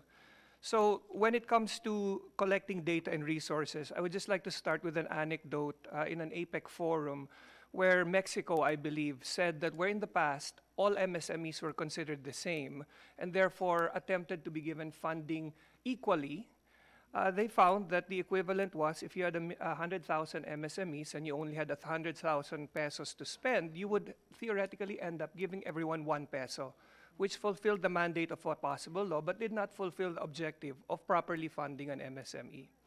So they themselves came out with a position that the government would identify target industries that were identified either as growth areas or high-value areas, or maybe even social enterprise areas that would serve the greatest benefit, and focus a specific bulk of the funding towards those. So following that same concept, I'd also like to point out that in my learnings and in my participation with the MSME, the reason for difficult funding for MSMEs, especially of a certain size, is the perceived employment rate of microfinance, micro MSME development is not in the exponential growth of a micro enterprise, but rather in the churn of the enterprise. When you look at the fail rate of about 95% over the 3 to 5 years, then what you're really looking at is throwing money into a subsector with the possibility of 5% hiring more people because it is growing, but in essence, the funding and the hiring, the employment it generates, is from the churn. So when you look at numbers like that, and the anecdotes, let's say, from Mexico, you begin to realize why there is a strong hesitation for formal funding institutions, like, let's say, the BSP, to go into that business, especially when it's depositor money at risk. So from there, I'd like to take off to my colleague from NEDA, who points out to statistics. Now, if there's one thing that the CIC is generated to do are only two things. One is to collect statistics on financial data of individuals and corporations, but also to promote financial literacy. And this is where it all comes together. So the biggest difficulty in funding MSMEs or even targeting MSMEs for growth is the absolute visibility of an MSME up to a certain point. They don't file taxes, they don't keep books, they don't keep records, they don't keep performance metrics, they don't generate intellectual property by properly formulating their formulas, which may be valuable in the future, but rather do business as a matter of either general income generation or the extension of a personal skill set, which they're translating into a business. So if the MSMEs are to be properly treated and properly funded, an overarching campaign of visibility, both from a funding perspective and from a product development perspective, an enterprise growth perspective, has to be implemented, in my humble opinion. And I think DTI, we've been having conversations about this. If the key to visibility, certainly the elements of visibility are, number one, registration. And I think DTI is doing a fantastic job of that, of catching entrepreneurs at the start level, which is the proprietorship. But of course, the other thing is, in the determination of government supports to a particular type or particular MSME, there must be first some type of registration, and registration in the most complete sense, so that those that fund and those that seek to support, whether private sector or government, has a very clear view of the beginning of the story. What is this business about? Who is behind this business? And then from that point, have a very specific set of non-financial and financial incentives that will move this corporation forward. Then subject to that, these corporations, these small enterprises that receive funding from government must be required to regularly be monitored and to submit reports. Just to make sure that the funding that has been initially assessed, or whatever training support, if you like, is properly utilized, and or if there's a fail point in the enterprise, proper analysis can be made as to the point of failure so that it can be avoided again. Then, as I just sort of hinted at with the rest of the government agencies, a stringent analysis should be done so that this can be poured back into incoming MSMEs and then be applied to the growth pattern or growth potential of the MSME. Again, using the parameter of the government that says, these are the institutions that seem to be highly valuable, highly successful, highly profitable, or highly advantageous to the economy in general.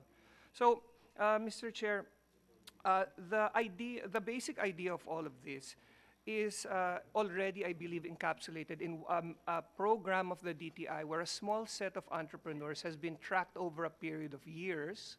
And generally, there might be a determination of what has made them survive over the last period of years. And if you include that, for example, in the CIC database, where what is their financial performance in terms of loans, are they reporting and compliant to all government rules and regulations like the BIR, or in general, what their general success rate is, I believe that the nature or the life cycle of an entrepreneur can be properly quantified, and therefore we can start to build risk metrics. Now, just to the point, the whole issue again of funding, which is essentially the lifeblood of an MSME, is now becoming sometimes, in my personal opinion, subject to an emotional issue. We throw out numbers like 98% of the hiring is done by MSMEs, and we think, oh, that must be the key to solving the poverty problem. Or we say that banks don't lend more than what they've been mandated to do, and so they're the problem.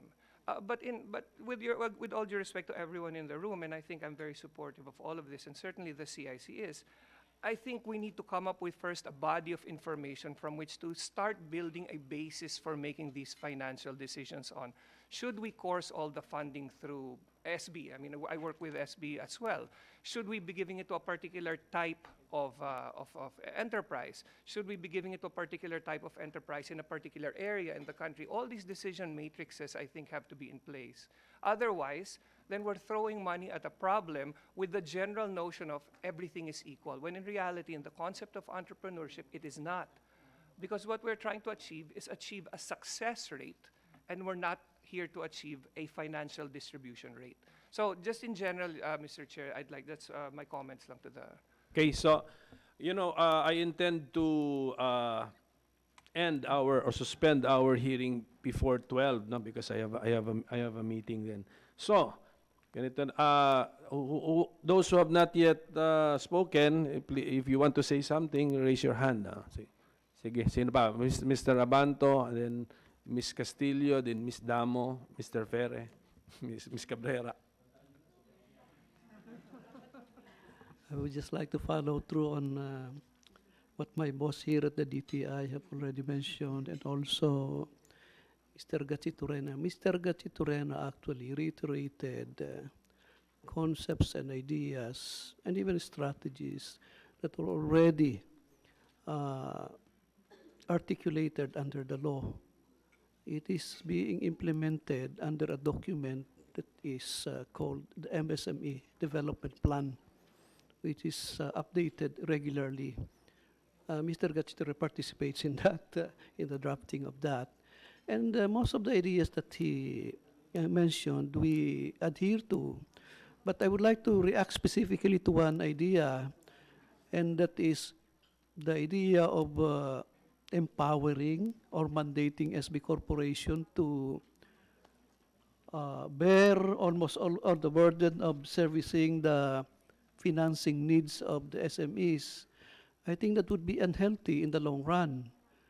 The purpose of the strategies and policies that we're trying to articulate and implement, in the end, is really to mainstream MSME credit as part of the financial services market in the Philippines. The idea of giving the funds that are supposed to be lent by the banks to SB Corporation, we are not excited about that. That should be the last option. The first option to be encouraged is for the banks to be capacitated, to be given the information and whatever they need to understand the market so that they can lend more effectively to MSMEs. And towards this end, let us review recent developments in the policy landscape. I think we are now offering the banks a more effective MSME credit guarantee system. We have rationalized, or the government has rationalized and strengthened the Philippine guarantee system. We have enacted a movable collateral registry act, which also will support the banks. And BSP itself is a very strong advocate of a risk-based lending ideology that would relieve naman the demand side of the compliance issues that they have to match. So beyond this, I would we will write na lang more specific reactions. But it seems to me that we are all in agreement here. We want to do something significant for the MSMEs. But the real problem is, and it really almost shocked me, we're not even counting them properly. Thank you, sir. Thank you for connecting some of the dots. Ang batis, pinakita mo sa amin na there is some sense in what we're doing. Konektado yung mga laws na yan. Sino yung sinabi ko next? Si Ms. Castillo ba? And then dito na. Sige, ma'am. Mr. Chair, let me, because I'm commenting on SB 922 and SB 58, is it all right for me to comment on that, or you would like to continue with the... Ma'am, ano ma'am ulit? Sorry. SB 922 and SB 58. Yes, ngayon. All right. Sir, the DTI, particularly the Consumer Protection Group, under the Undersecretary Ruth B. Castello, takes note that both Senate Bills 922 and 58 pertain to product labeling. Now, considering that the committee is in its initial discussion on these bills, we urge the committee to consider the existing Philippine national standards and international standards on labeling of hazardous substances and pet food. Now, these PNS and international standards also contain the definitions, material compositions, packaging requirements, instructions that the committee can refer to. Now, these Philippine national standards and international standards are, of course, under the Bureau of Philippine Standards of the DTI-CPG. Now, we will officially submit our position, sir, on these Senate bills. Thank you, Mr. Chair. Lang po ako. If there are international standards, how are they brought down here to be implemented here? Paano? Sir, it depends on the product, sir. So Like- must you make them Philippine national standard? Yes, Ganun sir. ba yun? If there are So ganun yun. international standard, let's say from ISO. Hindi automatic yun. If there's an international standard, we have our need to adopt them, body sir. must adopt it and declare it as a Philippine As national Philippine. standard. Yes, Okay. sir. I got it. Thank you. Thank you, sir. Ms. Damo. Okay, sir. Sir, the DOLE supports the intent of the bills, Senate Bill number 684-105 and 820. We will send our official position paper before the next meeting. Thank you, sir. Okay. Mr. Ferre. Thank you, Your Honor. On our end, this is also as regards the Senate Bill number 684. Which is of relevance to the Department of Transportation and Community. We would like just to manifest that the DOTR fully supports this proposed measure with some specific comment. Actually, we have 8 or 10 points that we will submit to this committee for consideration. Thank you, sir. Thank you, sir. Thank you. So going here, Ms. Cabrera. Ganun na lang po. The Department of Information and Communications Technology supports the proposed amendments on Senate Bill 684. One of the amendments is the inclusion of the department providing necessary support to MSMEs. This will supplement one of our functions enumerated in the DICT Act of 2015 to support the promotion of trade and investment opportunities. We will also submit our official position paper to the committee. Thank you. Gawan nyo ng app, ma'am. Yes. Ang mga MS natin. Actually, sir, one of our, DICT. if I may just add, one of our initiatives to support the MSMEs is through our Rural Impact Sourcing Program, sir, na laging sinusupport na with congressional insertions siya every year. Lahat ng trainees po namin sa LGUs, sa digital marketing and e-commerce, part of their completion requirements is to support an MSME dun sa lugar nila. And those who has not a web presence yet. So binibigyan nila ng web presence yung mga MSMEs in their respective LGUs. That's part of their completion requirements. And for now, sir, medyo marami na rin kami na na-support na MSMEs at marami na rin yung mga nakilalang mga businesses in their area through the web presence provided by our trainees. Mga may lumapit sa akin, mga daw sila, ano sabi? E-commerce platform, mga ganun daw sila. Private sila, but e-commerce platform. So mga small entrepreneurs daw, you can sell in our, daw sila, virtual mall. So baka DICT mall na mismo. And then, Hindi, sir. kasi private ang gumagawa eh. So kaya ba natin yun? Sir, we also support yung mga, we call them startups, sir, na meron na sila, yung iba kasi, sir, part of their projects is to create an app. And I think there are also apps that support yung MSMEs. Baka yun po, sir. May platform doon and then some MSMEs, Basta, pinag-iisipan ko nga dahil pati sa online, virtual ang mall private. So sabi ko, wala naman siguro, di bawal ata mag-gobyerno gumawa ng virtual mall, no? Wala. Sige, next. Thank you, ma'am. Next, Attorney Pascual of TESDA. Thank you, Mr. Chair. TESDA, Mr. Chair, would like to express its concurrence to general objectives of this proposed bill and would like to just give our comments to SB 292 and 684, Mr. Chair. When it comes to SB 684, Mr. Chair, TESDA welcomes its inclusion as one of the government agencies which shall provide skills entrepreneurship training. And we'd like to manifest, Mr. Chair, that as of now, we are implementing some programs related to this bill in support thereof. That's all, Mr. Chair.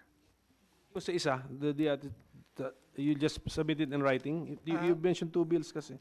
Yes, Mr. Chair, and we actually submitted our position Already. paper. Thank you. regarding this. Thank you, sir. Ma'am, Mr. Sikat. Good morning, Mr. Chair. It is pertaining to Senate Bill 95P3 Act and Senate Bill 292 Tulong Puhunan Act.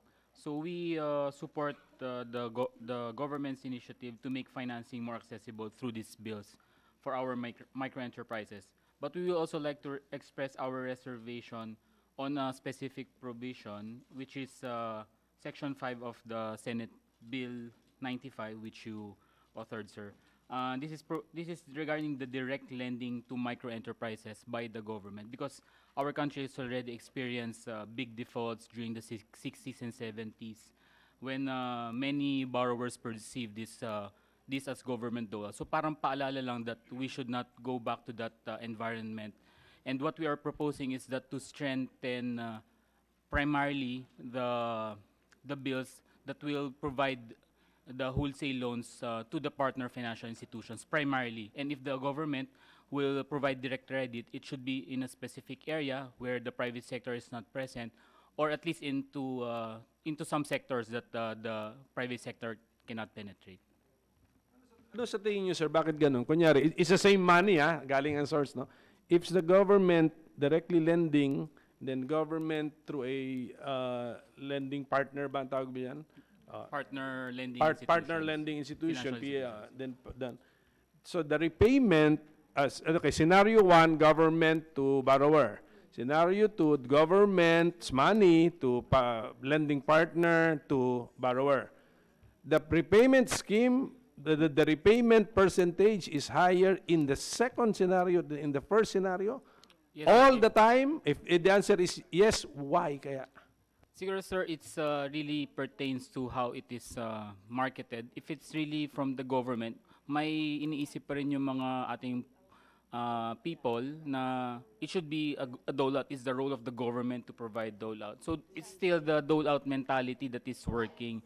So if it's coursed through the private sector, it is more efficient. Kahit alam niya na ang ultimate source niyan, government din. Dapat dole-out din yan. Yes. Di ganon? Iba pa rin pag may private institution partners.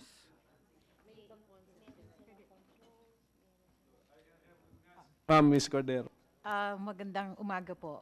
Your Honor, ako po Executive Director ng TSPI. 38 years na po ang microfinance organization na po ito. Kami po ay Christian, non-profit, non-government. Bakit po kami successful? Kasi po, nakakakuha kami ng funding from the government, from SB, from Land Bank, from other private institution. Kaya lang po, yung aming model, ang execution, kakaiba po kasi yung pong pagbisita sa mga membro, dapat po linggo-linggo. Ang pagpapakita po sa kanila ng transformation values, hindi lang po natitigil sa pagbabayad ng utang, kundi po yung sa pagkatao nila, yung kanila hong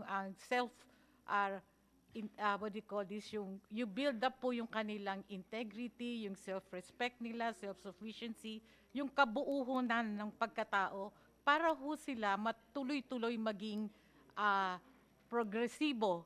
Hindi ho ako masyado mag-Tagalog, no? So, yun po yung aming tinatawag na TSPI, sama-samang responsibilidad. Doon po sa komunidad na pinupuntahan namin, napaka-importante po na pinapakita sa kanila na ang kahulugan ng ating buhay centered po sa Diyos. At pag ganun po yung transformation value, sunod-sunod na po, alam ho nila, nanggagaling ho ang funding sa small and business. May guarantee program ho kami nanggagaling sa AGFP. nagbabayad ho sila. Pero ho talaga, linggo-linggo bibisitahin ho nyo. Palagay ko po, hindi ho yung magagawa ng mga private institution. Nanggaling din ho ako sa banking industry. 40 taon ho ako. Doon ko nakita ho yung malaking difference on how to execute itong mga microfinancing, lalo na po pag non-profit ho kayo. Napakalaking tulong ho ng government nung pinasa yung Republic Act 10693. Yung nagpipreserve ho sa microfinance. At yung pong i-a-apply ko lang ho, ise-segue ko na po, wag ho alisin ang tax incentive ng microfinance. Kasi ang pera po ng isang microfinance company, katulad ho namin, hindi ho nanggagaling sa public sector. Ang pag-aari po nito, yung pong savings ng ating mga miyembro. Kami po, stewards lang po eh. So yung mga miyembro, kanila po ito. Kami lang ho yung nagpo-provide ng infrastructure kung paano aalagaan ng pera, paano gagamitin, paano ipapautang, paano kokolektahin. At pag ho kami maganda ang kolekta, ang aming pong delinquency is less than 2%, marami po ang nakikinabang. At pagkatapos ho nun, may kaduktong pa ho yan ng microinsurance. So yung incentive ng government, napakahalaga. Naniniwala ho kami dito sa SB 292. Ito po ang partnership po ng gobyerno with the microfinance, katulad po namin, malaking tulong po. Pag pumupunta ho kami sa mga baryo, ako po bumababa sa mga farmers, sinasabi ko po, we have to work with the barangay captain, we have to work with the local government and the local ministry. Yun po yung sikreto ng aming organisasyon. Opo, opo. So, meron hong value formation. Dapat po, nag-start po ng devotion. Pinapaalala po yung ating pagkatao, ang pagiging God-centered. Tapos po yung credit culture po itinuturo. Financial literacy. At hindi ho kami umaalis sa tabi nila. Naniniwala rin po ako na dapat i-define po ang incentive by sector. Meron ho kaming vendor sector, meron ho kaming small entrepreneur, meron din ho kaming fisher folks, meron din ho kaming mga farmers. So, hindi ho pare-pareho ang incentive. Kanya-kanya pong pangangailangan. Ito pong ating credit bureau, malaki yung tulong ito sa microfinance. Isang area lang po yan na dapat pong pagtibayin. Ang problema ko lang ho dito, humihingi po ng tin. Wala pong tin ang ating mga maliliit na Pilipino. Ang isa pong aming tinitignan ngayon, ang malaking tulong po ng data analytics. Nandun po yung aking presidente, yung po nakaupo sa kaliwa, si Mr. Cristobal po. Siya po aming presidente sa TSPI, siya ho ang aking mentor. Ngayon po, we are working with AIM. Ang AIM po, magde-design po ng data analytics on how to grow a microfinance using a credit cycle management framework.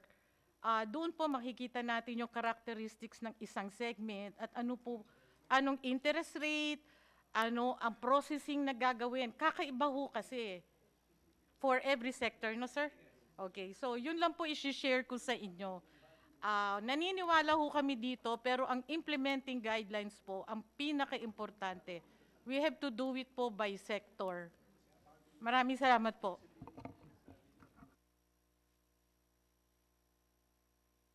Po, gaganon tayo. Sige. Ma'am Cristobal ba, ma'am? Yes, Dar? yes, ma'am. good morning, Mr. Senator. I will take off from what the previous speaker talked about sectors. Kasi kami, malinaw at defined yung sector namin. It's our agrarian reform beneficiaries. And right now, a key portion of the program of our department is not only the land distribution, but support services. And doon kami very critical, kaming kinakailangan kami, at doon din kami nakikriticize ng malaki. Because we should know that a mere distribution of land without the appropriate support services and safety nets is not sufficient to elevate or improve the life of our farmers. And right now, marami na po, our support services office, marami na pong programs on social enterprise development, and there are convergence initiatives with other departments. But lumalabas ho kasi sa mga proposed bills na to na eventually, if the kind of assistance that our department, particularly on social support services, is going to be at a large extent taken over or moved to a different to different other departments, no? We would like to give in our inputs kasi ang concern lang po namin baka kasi maiwanan yung aming agrarian reform beneficiaries. Kasi we have, for instance, we admit for a fact that we have a lot of poor farmers. Pero for instance, sa mga poverty initiatives, parating ang baseline yung poor, ang ARBOs na ay agrarian reform beneficiaries namin may lupa. The moment binigyan sila ng lupa, laglag na kami sa listahan. But because laglag na kami sa listahan, wala na, hindi na sila maka-access doon. Hindi na sila kasama doon sa mga no? So, hindi na sila eligible. So, nandun, madalas po yung aming mga poor agrarian reform beneficiaries, nandun sa gray areas and marginalized area. At doon po kasi madalas nalalaglag sa tabi.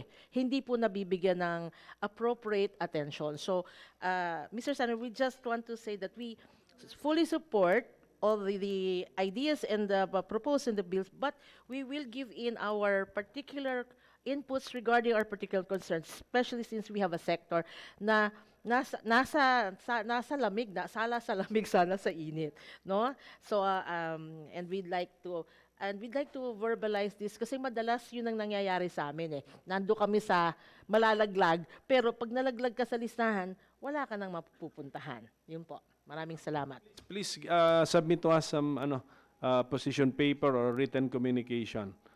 Sige pa ma'am, thank you. Dr. Bawagan? Ilang punto na lang sana ang nais namin idagdag. Tungkol doon sa demand side, sa pangungutang, sadya naman nangangailangan talaga ang mga maliliit na enterprises ng dagdag na kapital. Kaya lang, napakahirap nga daw po sa mga bangko ang kumuha ng utang. Mas madali pa nga daw yata ang kumuha ng kotse kaysa kumuha ng kapital. Dahil yung mga pangangailangan ay very strict. Pero yung halaga ng hinihinging kapital, Pwede pang mas kotse. mababa pa sa Mas halaga mababa ng pa sa kotse. Opo. Kung kaya, sila ay naghahanap na iba na lang pangungutangan, mga kamag-anak, kapamilya, pero malinaw na hindi mahina ang demand. Kaya lang naghahanap sila na ibang sources outside of the bank. Sa isang speech ni Senator Jokno in August of this year, sinabi niya na 9.2% lang ng mga SMEs ang talagang nakautang sa mga bangko. He was talking to PhilExport Group ng mga exporters at sinabi nga niya, konting-konti lang nakakautang at maski siya mismo nag-aamin na mahirap talaga ang ilang mga nagiging proseso. So I wouldn't know if the behavior of the banks will change if there will be added incentives like possible reduction in banks' reserve requirement. I don't know if that incentive will change their behavior. But more than that, ang nais lang namin sanang banggitin din, hindi lang pondo ang kailangan, ang ilang naging karanasan namin, mahalaga rin ang mentoring for small enterprises like what Citibank does. Citibank provides loans to enterprises, but they also provide mentoring.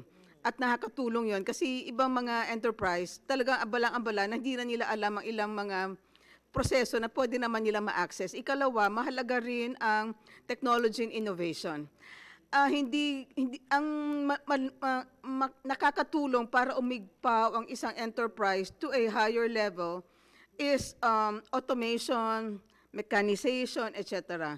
DOST has funds for that, yung kanilang setup, pero utang din, halimbawa, from a backyard industry ng isang gumagawa ng alak, meron na siyang magandang mga proseso ngayon at maganda na ang kanyang packaging, maganda ang kanyang bote. Pag sinabi niya 500 ml, 500 ml talaga, hindi katulad dati na nagpo-pour lang siya from the pitcher.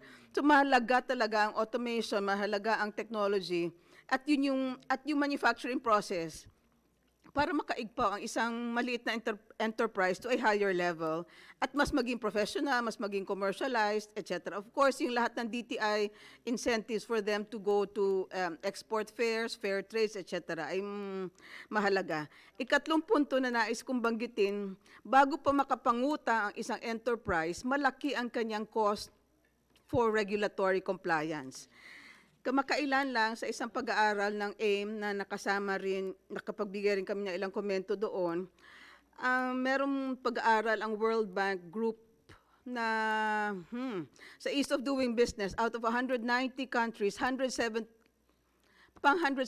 ang Philippines. No. Pang 171 ang Philippines sa starting the business. Tama, Jaime, tama. Pang 171, ibig sabihin, napakaraming forms, napakaraming signatories, napakadaming araw bago niya makakuha ang very basic mayor's permit, business permit, BIR permit, etc. That is already a very big deterrent for people who want to go into business kasi malaki ang cost. Hindi pang minsan nila inisip ang cost, but the time spent. Pagdating, kumpara sa number 2 ang Singapore, ang Philippines number 171, parang wow. And then that has also have to be reviewed. This cost of regulatory compliance. Sometimes, meron namang ease of doing business, kaya lang, it does not translate to lower costs. Tama, ano, nag-agree si sir. And then, another point, sir, perhaps, meron din kami research on the train law, malaki rin ang impact, of course, ng train on small enterprises. Kapag ang enterprise mo ay talagang very reliant on transportation, nagre-retail ka, buy and sell, at tumaas masyado ang gasolina, malaki ang cost of production and operations na nila na nagre-resulta sa mas maliit ng income. And then, because of that, they do not have any more, as of the moment, they're not so sure of wanting to expand kasi nga, karamihan ng kita nila ay pumupunta pa doon sa operation. So medyo mahalaga rin tingnan ng Senado ang pag-review na ating train law and then this cost of regulatory compliance ng iba't ibang mga ahensya. Maraming salamat. Thank you. Okay, sige, Mr. Salonga of De La Salle. Sir, we would just like to express our support to the poverty reduction through social entrepreneurship bill. As a university, De La Salle University is leading 25 more universities in localizing the sustainable development goals through social entrepreneurship. And in fact, social entrepreneurship is already part of our curriculum under NSTP and senior high school. That's why we believe that passing the present bill will allow more universities to localize SDGs and to help the government in the localization process through social entrepreneurship. Thank you. Who mentioned kanina, somewhere here, na we will not be able to meet our SDG poverty reduction by... Basta ganito, ma'am, we have a new committee here in the Senate, Futures Thinking and SDG Compliance Committee. So, kung pwede, we can communicate with that committee. I can tell Pia about, Senator Cayetano, about what I heard, so that she can conduct also a hearing kasi part of her jurisdiction yung how many SDG ba? 17, di ba? 17 SDGs yun eh. Isa-isahin niya lahat yun. Sige, ma'am, Attorney Rimalante. Yes. Thank you, Senator. We actually laud the bills that were required for us to comment on. Actually, 4 lang po yung na pina-comment sa amin. I was surprised we were also about to comment on the small medium exchange. But we will formally be giving our... Sorry about that. Medyo na lang. Okay lang po, Para naman recitation lang naman ito. Yun nga po, naalala ko po yung nagre-recite pa po ako noon. So we will formally be giving our position paper on the respective bills. Some comments lang though on the Senate Bill numbers 105 and 820. So, I noticed kasi this will also impact yung processing din po ng SEC with respect dun sa social enterprise that we have. So, yung merong definitions, what are the parameters. I noticed na mention po ninyo, ma'am, it's more geared on, it's a stock corporation. Tama, not really a stock, but for profit. It can take many forms. Pwede siyang stock, pwede siyang co-op, pwede siyang single proprietorship, pwede siyang association, partnership, iba-iba. So all types po. All types. So it's not only those that are stock corporations that are for profit. So all types are welcome to be considered as a social enterprise. We have actually existing like the foundations. Yun nga po, meron po kaming mga service types of foundations that are also already doing some of these activities. So we would want to be clarified if yun nga, since social na po yung ibang mga objectives and purposes po ng mga companies na to, what should be found in their articles or in their bylaws. Ano rin po yung dapat gawin ng SEC, what is the proper monitoring din po. Kasi if we're giving them incentives, who will be policing whether accredited po itong mga companies na to. Actually, I'm coming from a hat. Galing po kasi, part din po ako ng microfinance, kaya kilala ko po yung iba pong mga members po dito ng microfinance NGOs. So we have the MNRC. We're actually doing some accreditations of microfinance NGOs na-avail po yung 2% preferential tax incentive. Segue din po ako, katulad ng ginawa ni ma'am, wag naman po ninyong tanggalin po yung 2% po nung preferential tax rate po ng mga MFNGOs po natin na accredit na po ng MNRC. So, more of yung concern lang po, siguro in the subsequent mga meetings po of these bills, we would like to be, siguro ma-invite lang din po si SEC just to be updated on what would be the changes, what would be the impact, especially with our any amendments or any yung nagpo-put up pa lang nagsa-start. So those are the things that we have to consider, and ano po rin yung matutulong ng SEC para sa pag-promote ng mga bills po na to, and to eventually if they become a law. Can I just also comment on the SB yung sa P3 Act po, 95. 95. So, yung comment po rin namin doon, Your Honor, is yung direct lending lang po. We propose that the direct lending should be, may be done through the accredited or duly licensed accredited PFIs. So para rin malimit kung sino po yung nagbe-benefit dun sa pondo po na yun. Medyo kasi nagiging dangerous po yung magiging role ng SB rin if they have too much authority in lending out. It should not be the business of the government to be lending. Let the banks do them. Let the financial institutions who are more experts on these fields. Yun lang po. We'll formally submit our So position. when the government, SB, has a partner lending institution which lends to the ultimate buyer, it is not engaged in lending. Ganun ba yun? It's not engaged in lending. Hindi, si partner lending institution niya is not a debtor of the SB Corporation. What is the relationship para maklaro nga? Kumukuha kami ng pondo sa SBC. At a loan? Opo. It's So, a loan from nag-ano SBC. rin. Tapos kami po ang nagpapautang. Actually, nagmamanage. si Mr. Sikat lang talaga siguro para lang makita na hindi gobyerno yung nag-aabot sa iyo ng pera para... Ba't kung gobyerno, ano ba talagang problema? Ano talaga naisip ng tao kung gobyernong nag-abot sa kanya ng pera? Mr. Chair, yung mentality pa rin na dole out, yung mentality ng people.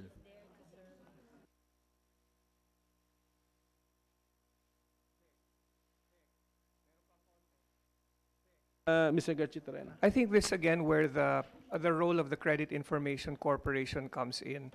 I remember a long time ago, and this is very anecdotal, ang SSS meron dating radio ad na there are two people talking at dalawang lalaking nag-uusap. Sabi nung isa, umutang siya sa SSS pero hindi naman siya magbabayad. Kasi galing naman sa gobyerno. And of course, the other character said, hindi, pondo yan ng bayan. No? So this is a very strong memory of mine, and I agree with Mr. Sikat. But I'm working with the SSS and the GSIS now precisely to deal with that issue where kung hindi ka nagbayad sa SSS dahil kala mo makakaligtas ka, the Credit Information Corporation collects all loan data from all lending institutions. And therefore, kung umutang uli, yung umutang na at hindi nagbayad, hindi na siya makakautang uli or titingnan na siya as a risky customer ng ibang mga lenders. So this goes the same to my short statement about data-driven lending, where all considerations around the MSME who's represented by the owner should be taken into consideration. And of course, credit information is one of them. So may disciplining effect. Hopefully, we can help the lenders in terms of the internal disciplining of their own members in case meron silang mga tiwali talaga na ay magbayad. But definitely, when we engage with the SSS and the GSIS and Pag-ibig and all other lending GOCCs, we will be helping instill financial discipline and removing that notion that borrowing from the government is a dole out and should not be paid. Thank you for that. No, buti andit. You want to say something, ma'am? Ma'am Garcia, BSP pa, ma'am? Yes, BSP. sir. Good morning po. If I may share also an anecdote, parang kasi if only to emphasize the fact that if it's coming from the government, it really is parang meant to be a dole out. Kasi I had a neighbor before this was a program of the old government during the Marcos regime. And my neighbor was given a puhunan para sa vermiculture house, and it was supposed to be paid. Pero nagawa yung ginawang house nila, but they never pay the government. Kasi sabi nga nila, pera naman ng gobyerno ito eh. So dapat kami ang mag-benefit. So it's really that. But then again, sir, siguro lang po, to make it more, kasi nga P3 supposed to ward off yung 5-6 para matanggal po yung 5-6. Siguro I just saw at least one provision here which provides a 2.5% interest. If that can be revisited also. Kasi parang it's just like, yeah, it's too high for a microfinance-oriented na enterprise. It's just like you're lending to a credit card. It's very similar to a credit card already.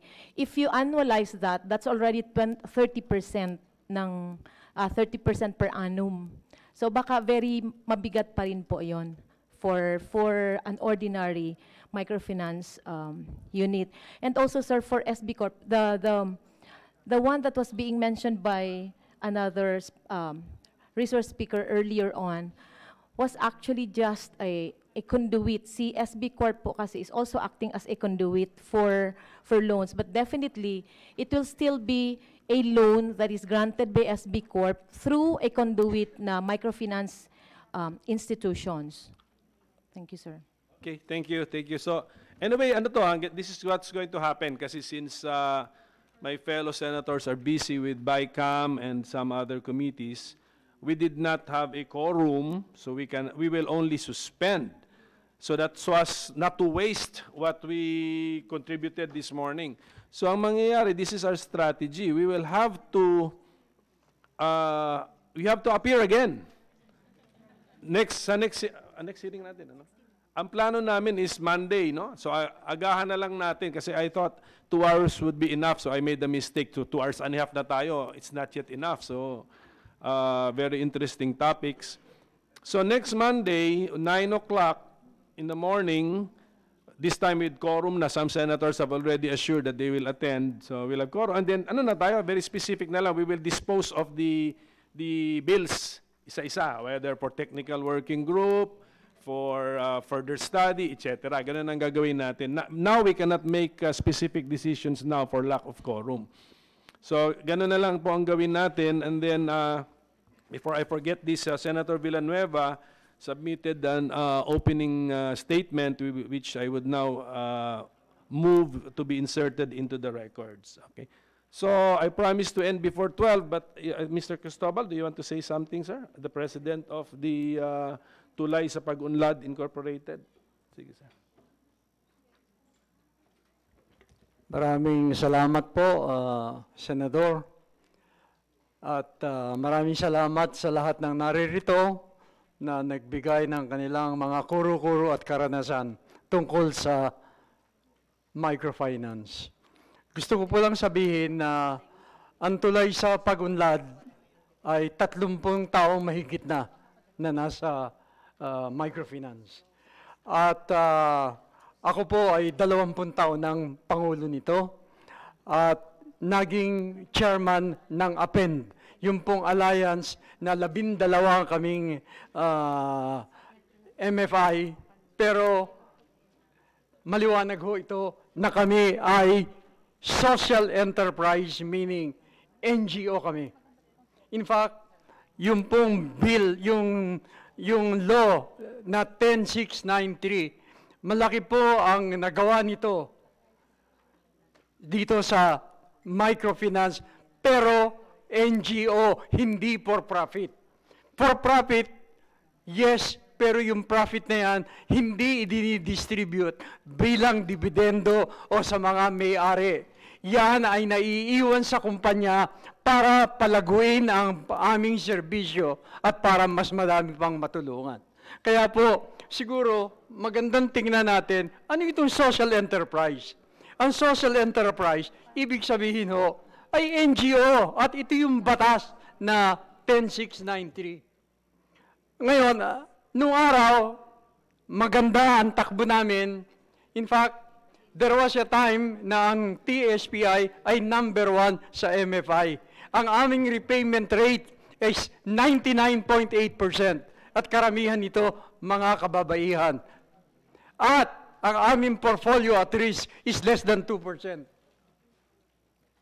Pati ang central bank noon, nagtataka, paano namin nagagawa yan na meron silang savings at saka ang kanilang repayment rate.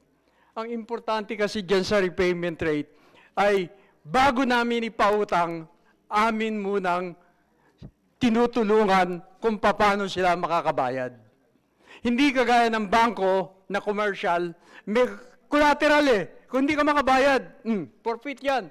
Pero kami, pag hindi ka makabayad, tatanungin namin, bakit, ano ba ang problema? At meron kaming grupo na 10 o 15 na magkakasama at sila ay tuwing minsan 1 linggo nagmi-meeting. Pinag-uusapan nila ang kanilang mga negosyo. At meron silang sama-samang responsibilidad. Pagka ang isa ay hindi makabayad ng kanyang amortization, yung siyam ay magtutulong-tulong para bayaran. Kaya ang repayment nila ay mataas. Ang gusto ko lang pong sabihin, kung gusto natin tulungan ang mahirap, mahirap ang pinag-uusapan natin dito to arrange poverty. Yung mga may kaya na kagaya natin, may kaya hindi lang salapi, kundi may karunungan para matulungan ang mga mahihirap na walang access sa impormasyon, walang access sa credit, walang access sa anuman, lalo na sa education, ay tulungan po natin.